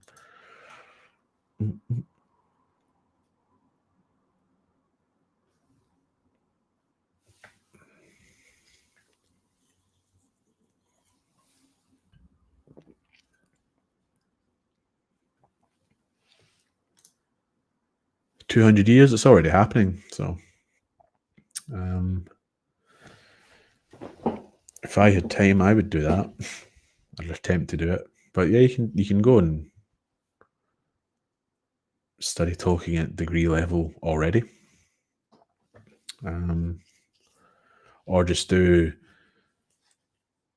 English lit or whatever and focus on Tolkien. It's definitely already an option.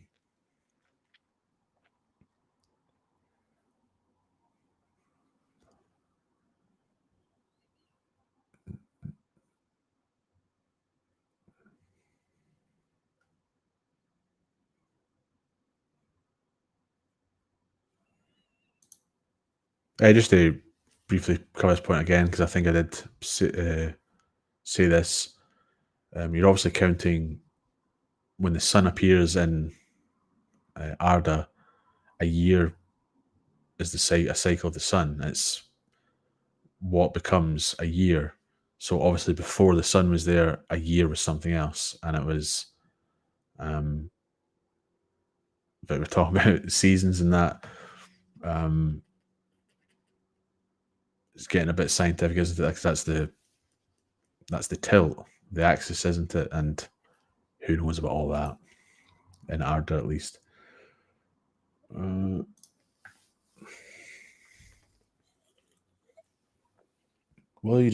I describe how Durin's Bane appeared in the book? Well, it's there to read, but I think it's more there's a man shape, greater kind of the man shape, a bit bigger, kind of enveloped in flame and shadow, where it gets quite. You kind of can't really comprehend what you're looking at. Is there a man shape there? Like, would the Balrog be kind of shifting? Can he? No, it says that he kind of like grows greater and all of that when he's ignites and when his shadow increases. I think that's one of the great things about like the Balrogs. It's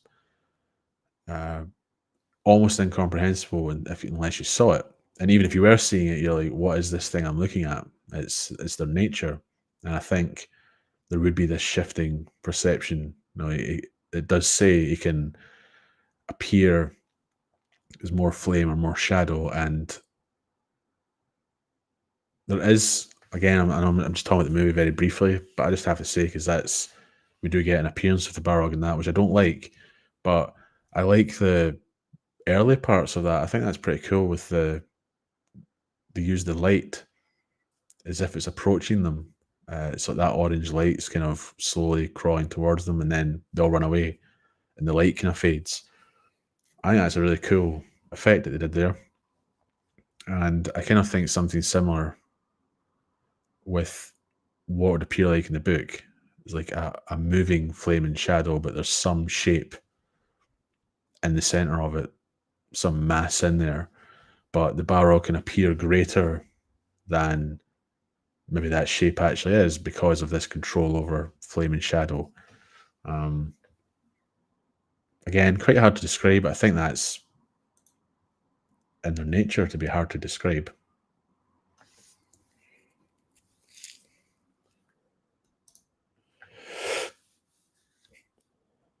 Jeez, it's nearly been 2 hours? I didn't think it had been that long. In the books, was Tolkien's intent for the reader to believe Sauron was more physically present in the tower, as in walking around in armour? I like to think of him walking around in robes, not bathrobes or anything, but or more that he was a spirit that resided there haunting it. It had a physical shape. Tolkien actually describes that. No, not gigantic, but greater than kind of man stature. But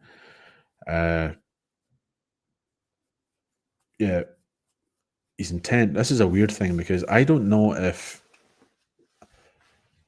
when I read Lord of the Rings, it was in the year before the first film came out, and I think, well, I know the perception of Sauron's appearance has really, really been shaped by those movies, where a lot of people think he's a big eyeball, and he's not. He's in the tower, but Tolkien doesn't describe him greatly. He doesn't describe that shape in the tower. But the nature of evil beings becoming incarnate, they can lose that shape, which Sauron did at the end of the Second Age. He is forced from this physical form, which he had shaped for himself. And Tolkien tells us that when you're forced from that shape and you're willing another shape, you want to return to that one. That's the nature of these beings who become attached to the shape that they're in, this shape that they can influence the world in. So when Sauron was, and this is my opinion, okay, I'm not saying Tolkien said this about Sauron in the Third Age. I'm just saying, based on what Tolkien said elsewhere, it makes sense to me that when Sauron was forced from his physical form in the at the end of the Second Age, it would make sense that when he returns in the Third Age with a shape, he would be in that same shape. So whatever Sauron looked like at the end of the Second Age is how he'd look in the Third.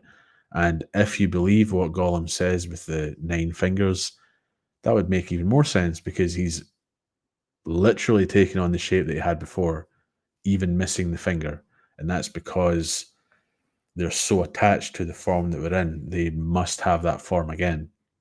And again, that's if you believe Gollum, because that could be, it could be poetic in his language there. Like the idea that Sauron's missing a finger is almost like saying he's not at full strength. He's, that hand that will reach out to cover Middle Earth is currently missing a finger. It could mean that. But everyone seems to take it as literally meaning Sauron came to torture Gollum and he had 9 fingers, which makes sense as well. But yeah, I would say he's walking around his tower decrepit and with black skin that's hot to the touch and possibly missing his finger and craving his ring back. But Peter says he lost his ability to shapeshift. He didn't. He lost his ability to take on a fair form. So I'll just go to that comment. Actually, no, it's quite far down. Peter basically just said he lost his ability to shapeshift, but he couldn't take on a fair form. He could shift shape, but he wouldn't. That's my point is, it's if Sauron's willing himself to take on another shape, he's been so used to inhabiting these evil, tyrannical forms or whatever, he's going to return to it. He was killed at the end of the Second Age when he fought with Elendil and Gil-galad. That's the shape he would want to return to. That's what Tolkien says. It's the same with Morgoth. Morgoth became so terrified of losing his form, because this was his form that he was going to rule Arda in. And if he was forced from it, Tolkien says he would want to return to that form. And that makes sense. It's the more like the deeds that you do in your form tie you more to it on Earth. And that's why someone, even like good characters like Melian, she gives birth in a physical form. She becomes kind of bound to that form as well. So I talked about that for ages. Sorry.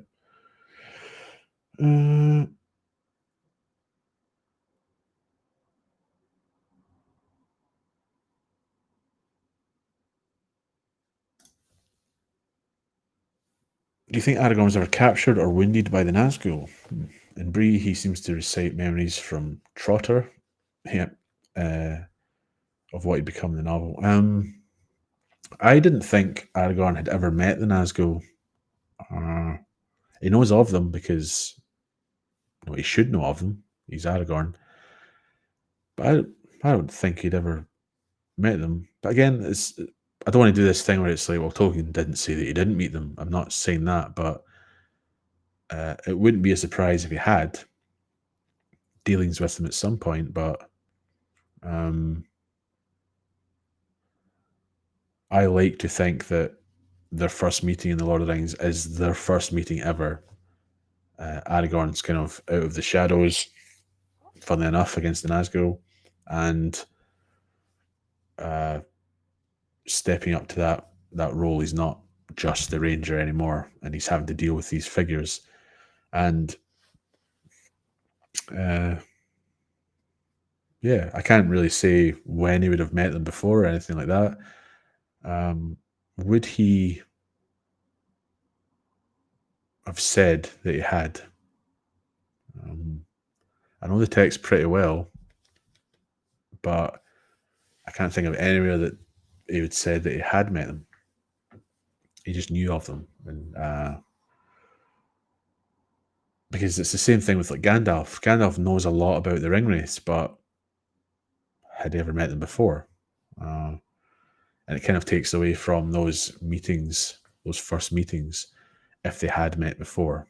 But again, I'd like to think that Tolkien would say that they had, but I don't know.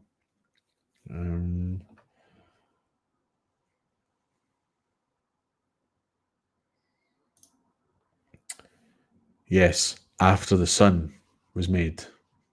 The First Age technically isn't just those years from the sun to the end of the War of Wrath. Tolkien says it's the longest age, so he's including before the sun was actually a thing, and the years were far longer. As Istari says there, time is measured in Valian years. And he's saying 9.5 years of the sun. Well, that's different as well. There's more than one version of the time span before the sun, and one of them is very, very long.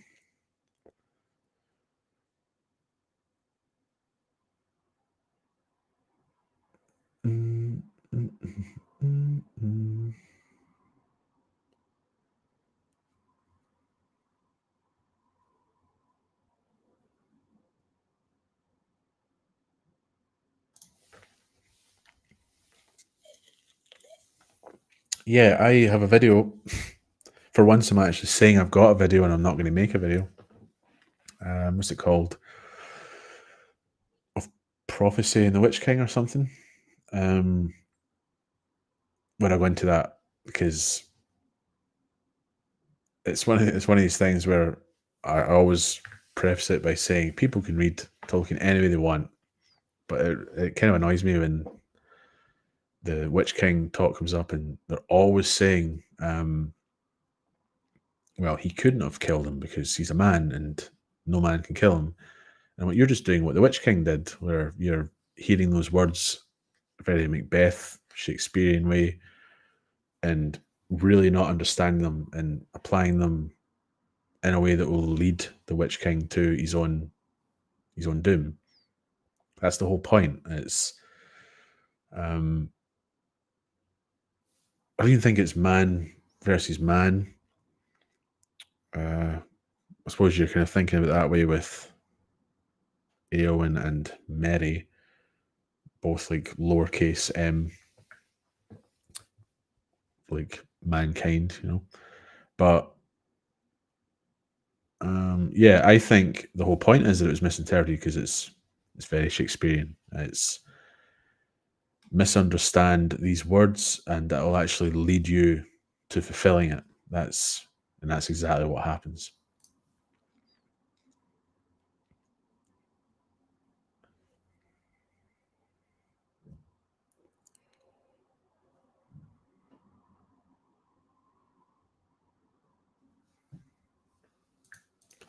Just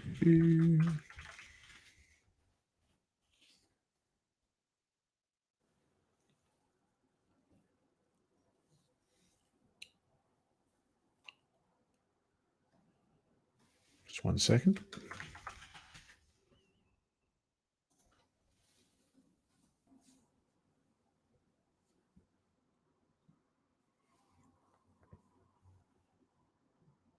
Okay. We've got a bit more time. I was going to do 2 hours, but I'll try and get through some more questions. Phil's back. Galadriel was born in the age of the 2 trees. How old is Galadriel? Very old. 8,300 and something.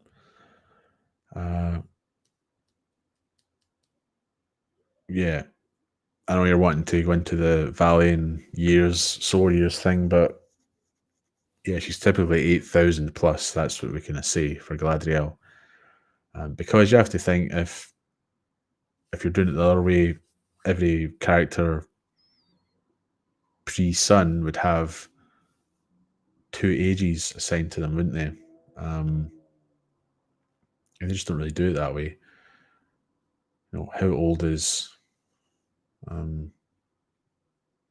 all the elves in Valinor?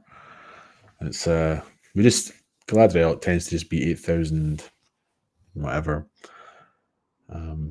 Less of a head scratcher when you think of it that way.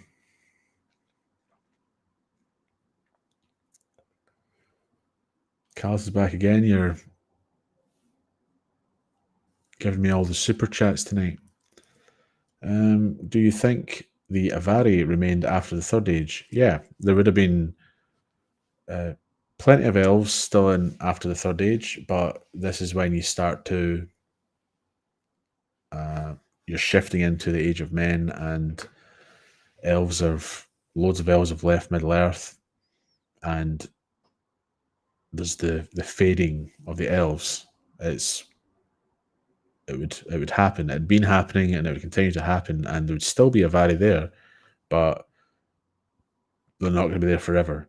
But again, elves when they pass, they don't have to go to Mandos. So even the Avari the unwilling, never went to Mandos, even in Middle Earth, they could still refuse to go, but they become houseless, kind of mourning spirits who never feel at peace, and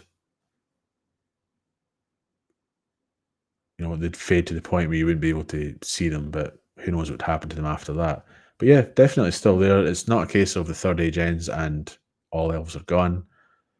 A lot of the elves who can return west, who thought that they weren't able to, like Galadriel, other high elves, they would be going, and then other elves who'd only been in Middle Earth. It's like a time to move on, but there would still be the unwilling who would remain in Middle Earth.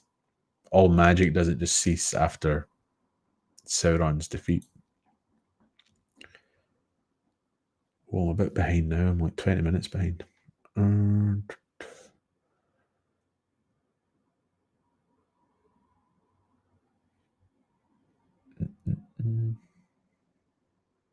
Sometimes it's been so long that people have asked questions, and then I'm about to bring it up to answer it, and then someone's actually answered it. So,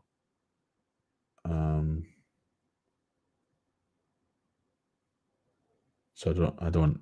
That's why I'm not bringing it up to answer, like Radagast's real name, that kind of thing.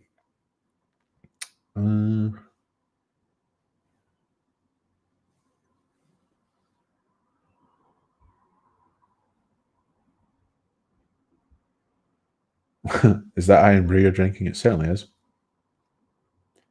We drink it like water here.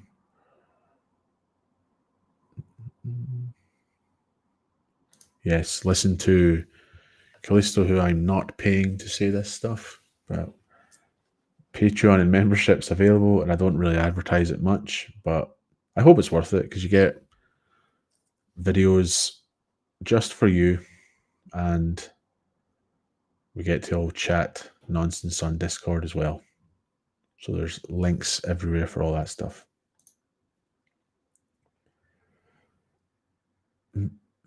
So what's next?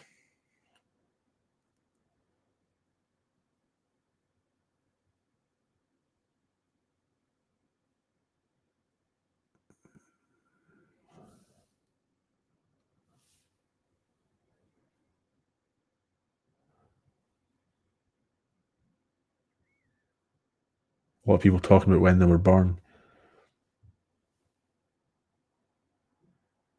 Making me feel very young. That's brilliant.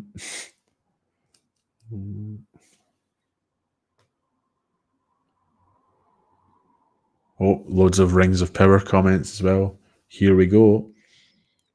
I watched 3 episodes of it again pretty recently. It's pretty shit.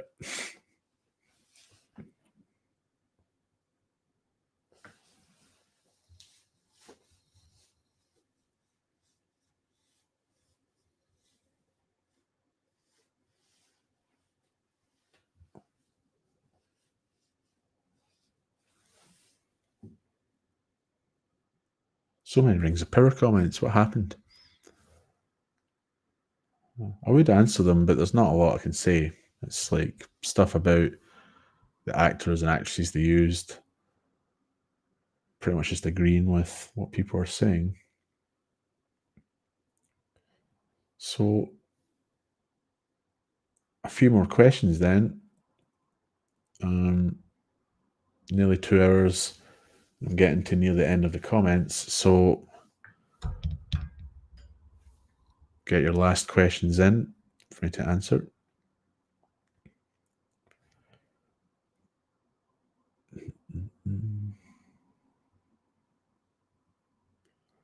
Is there any significance to the number of Rings of Power? 379. Numerology. Well, yeah, they're all significant in, well, 3 is clearly significant in Christianity for obvious reasons. So 7 actually. 7 appears, because I've written this down somewhere. 7 appears so many places. Hold on, let's see if I can find that.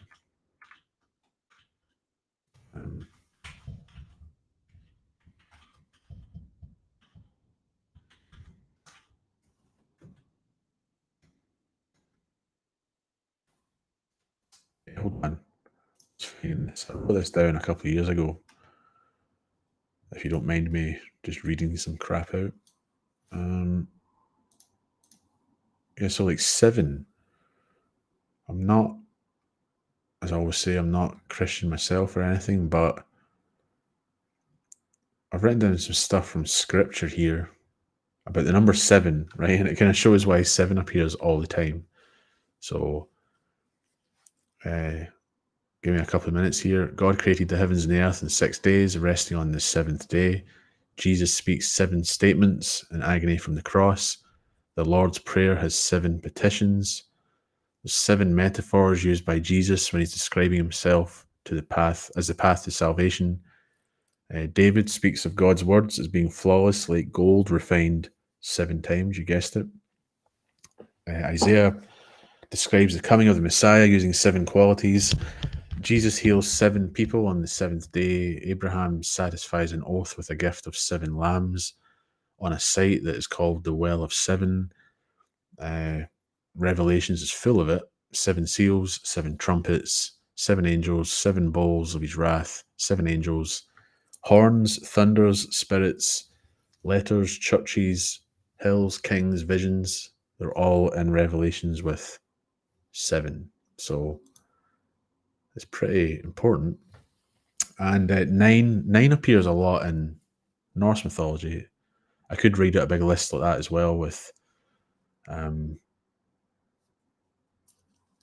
Norse mythology with, 9 days and nights, Odin hanging upside down and all that, the 9 rings and all this in Norse mythology. There's loads of 9s that appear as well. But yeah, numbers are important. 7 appears loads of times in scripture, but also loads of times in the Legendarium. And I think it's also significant that it was the elves. I know all the rings were made for elves originally, but I like that in the end, the greatest of them have like the least number, and the most corruptible have the greater number. I think that's quite important as well.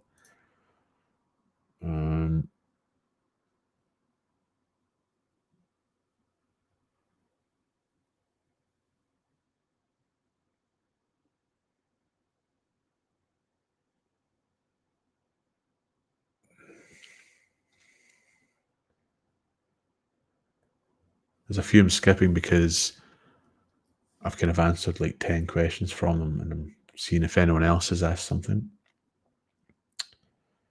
I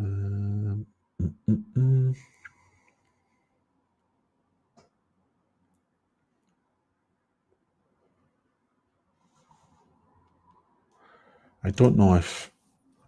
Were you asking this or were you answering it for someone else? Theory later. 7 and 9 split was done by Sauron later. Did someone ask that? It kind of seems like you're answering it.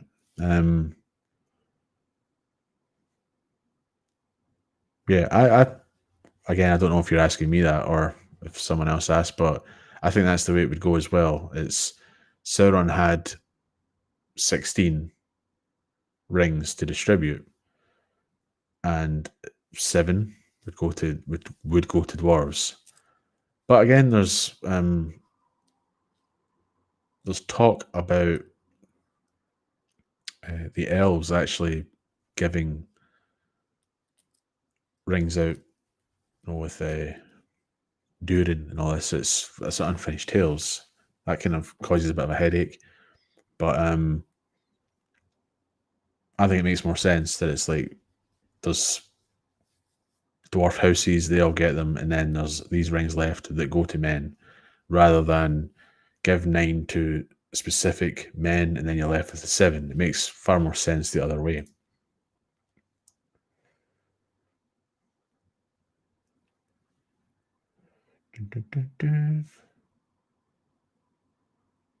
AMA stands for Ask Me Anything. I don't want to say Q&A because you don't have to ask a question. You can just make a statement or share an opinion or whatever, and I'll kind of respond to it. But AMA just sounds like the easiest thing to say. So we're just over 2 hours, about to wrap up. I'm at the very end of the chat. So let's go for the final question. Then I need to go and feed the cats.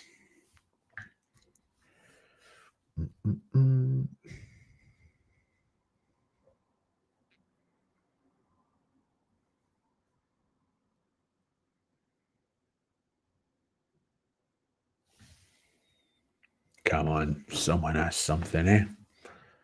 That's oh no, I've been given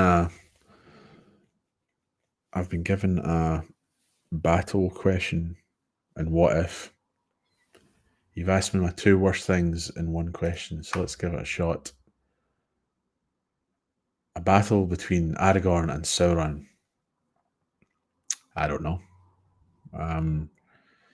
I do know that it's nonsense to just say, well, Sauron's a Maya and Aragorn's a man, which is what a lot of people would say. And Sauron's not a particularly gifted fighter either. Would Sauron and Aragorn be able to have an actual contest with weapons and without Aragorn being absolutely crushed straight away? I think so. But if you start involving contests over the ring and all of that kind of stuff, then no. Sauron would be dominant. And I don't mean the ring makes him a better warrior or something. I don't mean that. I'm just saying if it's a contest for the ring, Aragorn could not keep the ring from him. But yeah, I'm really bad at those questions. I never think of this stuff. But I just know that I also don't think of it as the race. Because as I said, Sauron isn't great in battle. That's not what his thing is. He can dominate someone without having to physically attack them. But if you're meaning like the battle that they were going to have in the movie, they were going to do that, that'd have been silly. But Aragorn's a great warrior. He's got a great sword. I think he could hold his own in a bit of a fight. But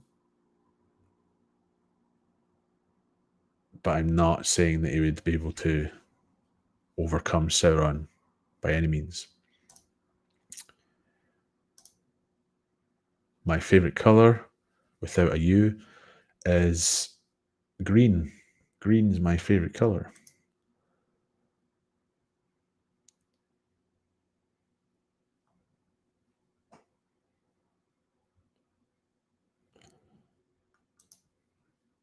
Would I rather fight a dragon-sized hobbit or 100 hobbit-sized dragons? Easily a dragon-sized hobbit. Especially if that dragon was a hobbit-sized dragon. Oh.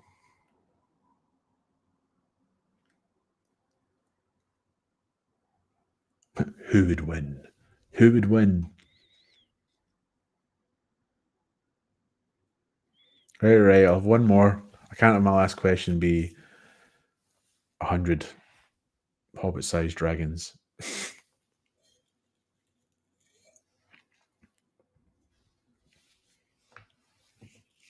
What was a vote? Somebody put a vote up.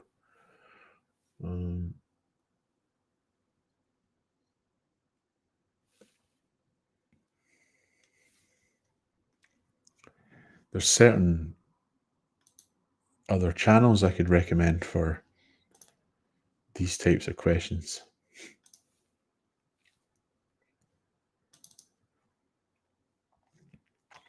It's like, how powerful is Tom Bombadil?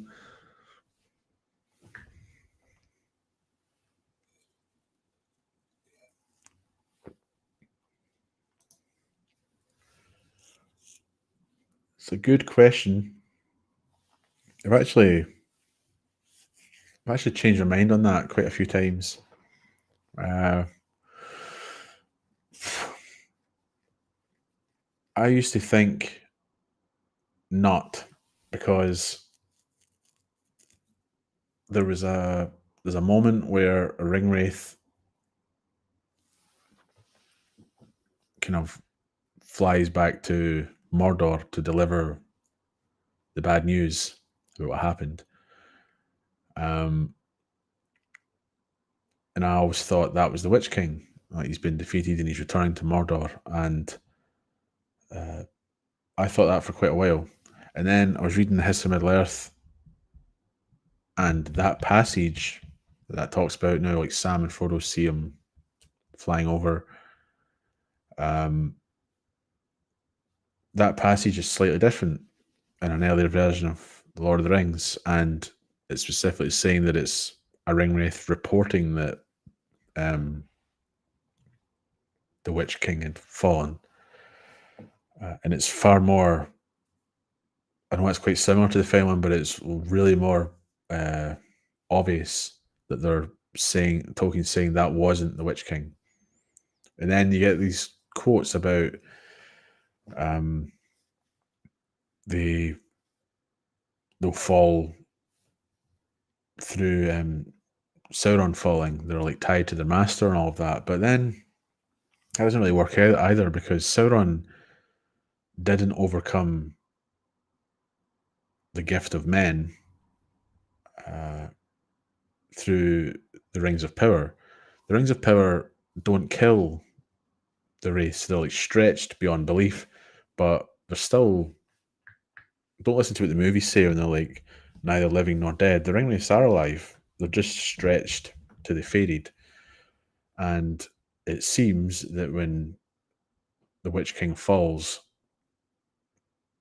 that's him dead. That spell that kept him together has been broken, and then Eowyn stabs him through the face to a very real body that you just can't see. And I think the Witch King died, and maybe didn't leave the world until Sauron was defeated. Maybe not, but it kind of gets messed up when you just look at older Tolkien texts, because it seems like there's also a version where Sauron was going to give shape to the Witch King again after his defeat. So if you follow the kind of gift of men route, it seems like he did die and he would be gone. But if you look at maybe some older texts, he may have hung around, which I don't like, because I don't think Sauron's got that power. And if you're just asking my opinion, I think he died and left the world before the One Ring was unmade. Because he's not invulnerable or anything like that. It's just my opinion, though.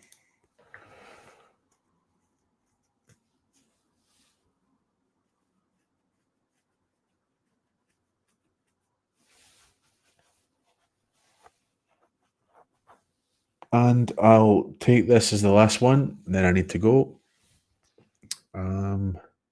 We're going for Ninja Muffin.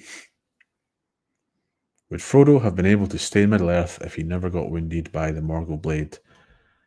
I don't think so. That's also a big part of the pain that would never go away, but a lot of the pain that we're talking about is from the ring. It's there's a comment there I need to respond to, because I really disagree with it. I'll need to respond to that in a minute. But Frodo suffered far greater from the ring being destroyed and having to carry the ring. And if the Morgul blade wound hadn't happened, slight alleviation, but not total, I think he still would have had to leave. There's a pain there that could not be healed in Middle-earth, and that's from the ring. So I would say he could stay in Middle-earth. He could have stayed in Middle-earth even with the Morgul blade, but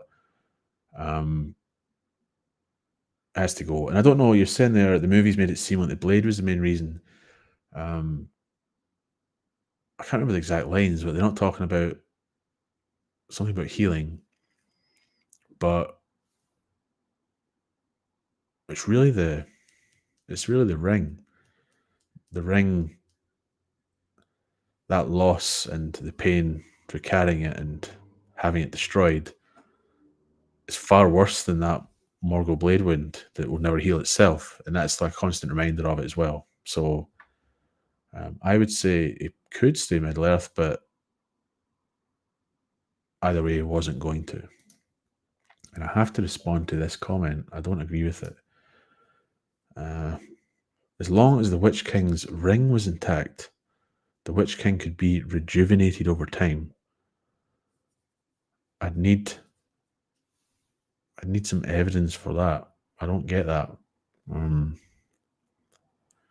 He was bound to the ring, or bound to the One Ring, but rejuvenated over time. But he's not. He's a human. When humans die, they're dead. Sauron can't do that. I think no, because what happened when there was the flood at the ford?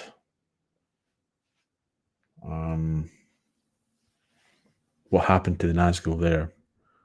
They were uncloaked or whatever, but they didn't die. Otherwise, they wouldn't come back. It's very hard to kill them. But yeah, I'll just say I don't agree with that. And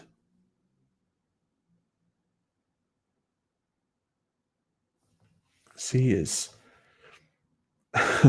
these kind of comments. I don't agree with this stuff. The transfer of power and a connection to Sauron through his ring Sauron projected most of the power into the bearers. What do you mean?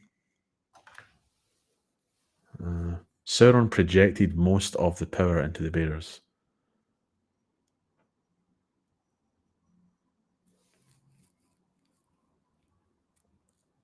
I don't get what you mean there. Rings of power are independent, but the Lord of the Rings, as in he who masters the Master Ring, basically masters the bearers of the other rings. There's no need to project any power. You're projecting it by being the Lord of the Rings. And at this time, Sauron didn't have the One Ring. He took back the rings.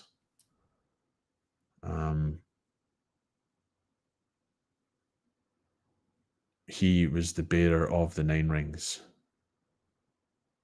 So, I don't know what all this stuff is talking about.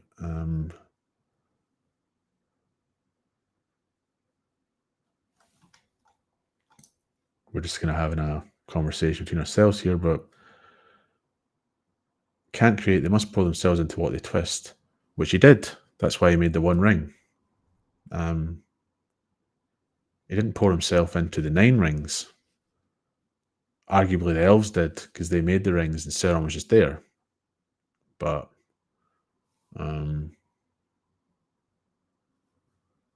yeah, I'm not convinced that just because the one of the 9 rings existed that happened to be worn by the Witch King at a time, because that still existed, he could be brought back. Sounds very RPG to me.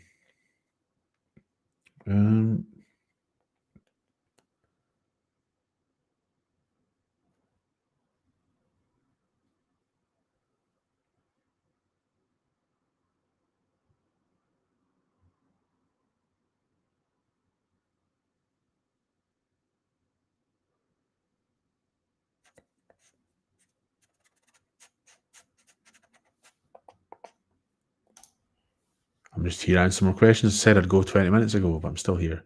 If one of the Nazgul wasn't killed in the flood, what was the shadow seen flying across the sky? Do you mean at the Great River? None of the Nazgul died at the flood.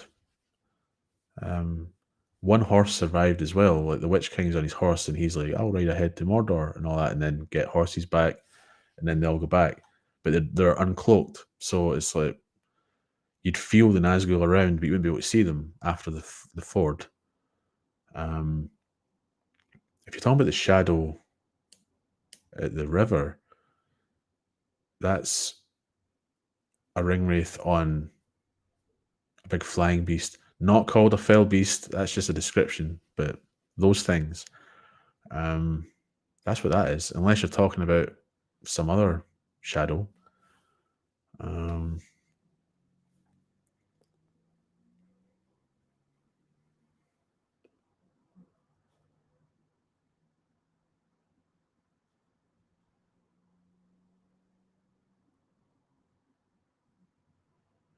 Couple more here. Those seem okay. Might as well stay till past. Red. Getting called red.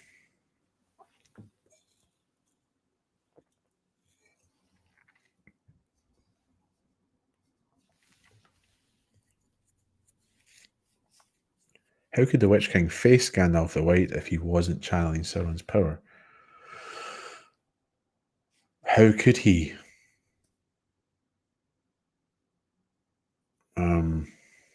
What do you mean? The arrogance of evil, thinking his power is greater than it is, not understanding Gandalf's power. No, we don't know how Gandalf the White would have dealt with the Witch King, but it wouldn't matter who's standing there. The Witch King was going to be arrogant enough to challenge him. And how that would go, we don't really know. But obviously, if we're talking about him being blessed with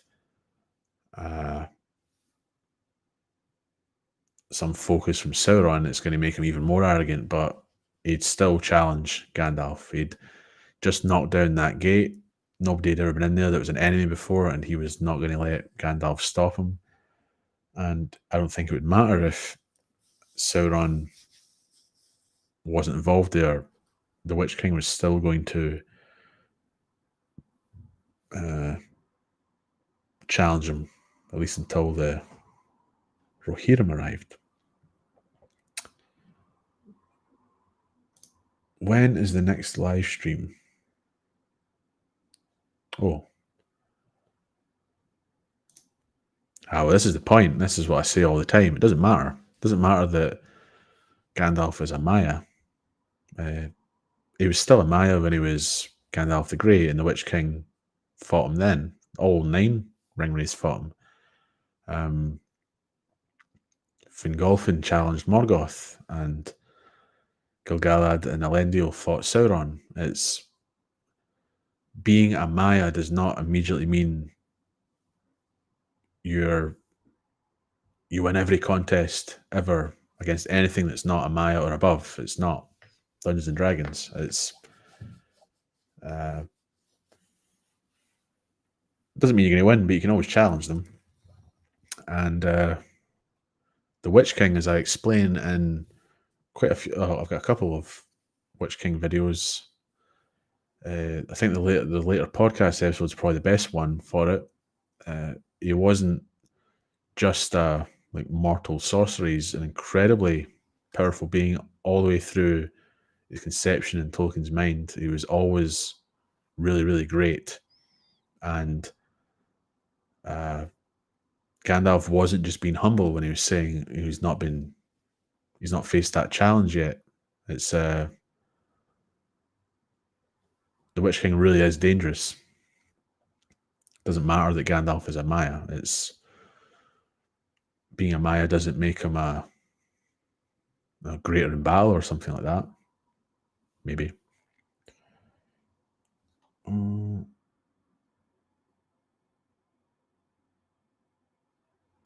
Okay, so I might have to wrap up finally.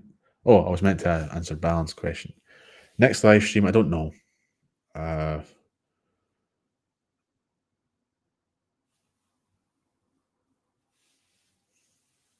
Wait there. Someone else is. I need to respond to this as well. I guess I was thinking about the Nazgul facing Glorfindel, who's merely one of the Eldar. Glorfindel, merely. Glorfindel's elf Jesus. He's returned through death. He's an emissary of the Valar as much as Gandalf is, and he's beaming with such radiance and purity that the Ringwraiths, shit their pants every time he's near them. So, Glorfindel is again,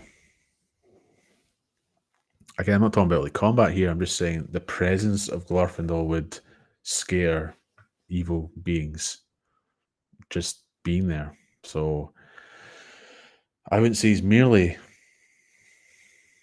an Eldar. It's or one of the Eldar. He's a glowing. That thing that Peter Jackson did in the films where he's always making the elves all kind of glow and stuff. They weren't all like that, but Glorfindel probably would. And I think it's I wrote a blog post about this a few years ago. Why Glorfindel wasn't in the Fellowship and that, and it's quite funny to think about because he'd basically be a beacon. Can you imagine such a Lord of Elves who's passed through death, just walking around with hobbits and that? It'd be so obvious there's something up if Glorfindel was there. And I think he deserves a little bit more credit. So finally, Balin, I can answer your question. When's the next live stream? I don't know, but I don't think it'll be as long. I think the last one was in October. There's been a steady audience in this one, so people must be quite interested. Yeah, it won't be months, but I don't know whether to focus that on the Silmarillion or just do a general one.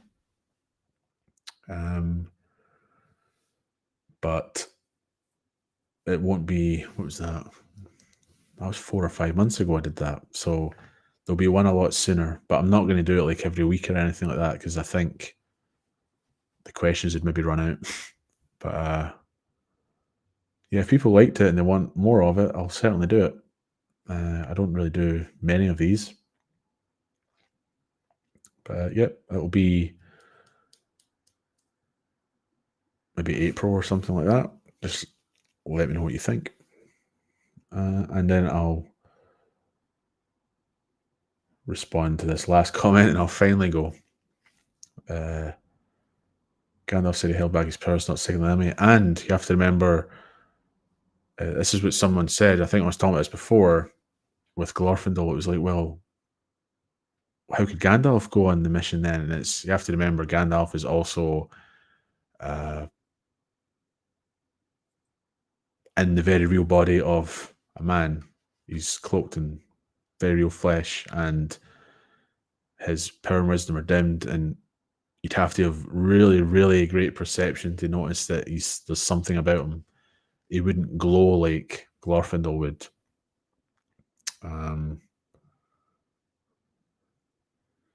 It's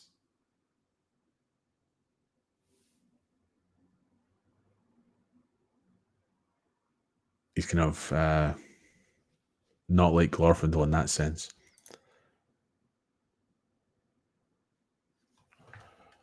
And let me just check the dates.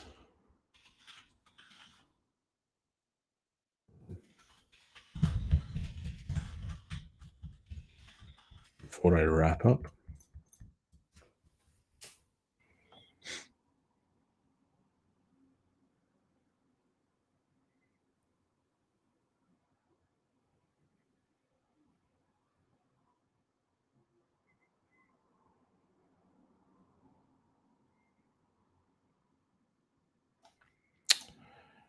Yeah, so maybe the end of March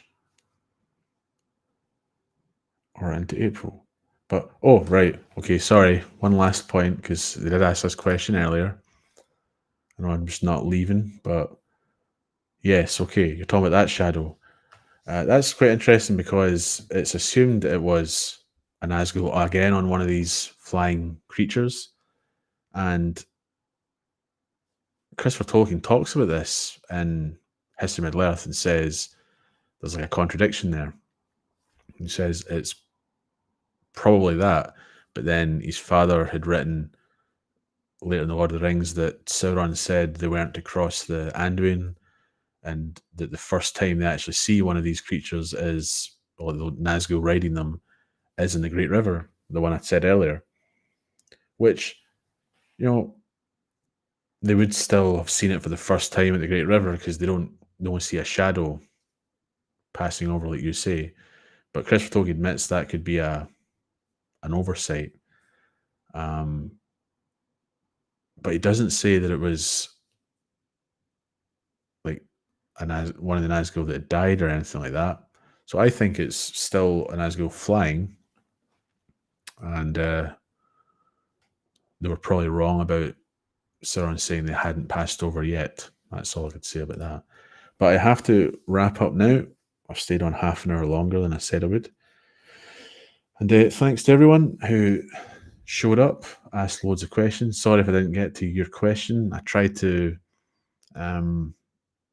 give everyone a turn. Sorry if I missed you out. I'll announce another live stream in the future. And yeah, for what's coming up, there'll be a podcast episode coming up in February. I think I know what it's about, but I've not made it yet.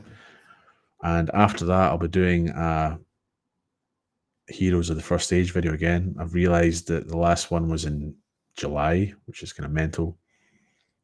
So I've got a good one to do for that. And who knows, maybe March will be my first Tom Bombadil video. We'll see.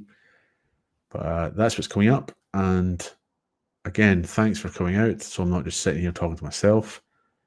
And I'll have this stream up on the channel after I've put the chapters on, if you've missed some of it or whatever. And that's me for tonight. So loads of thank yous in the comments. Thank you to all of you. And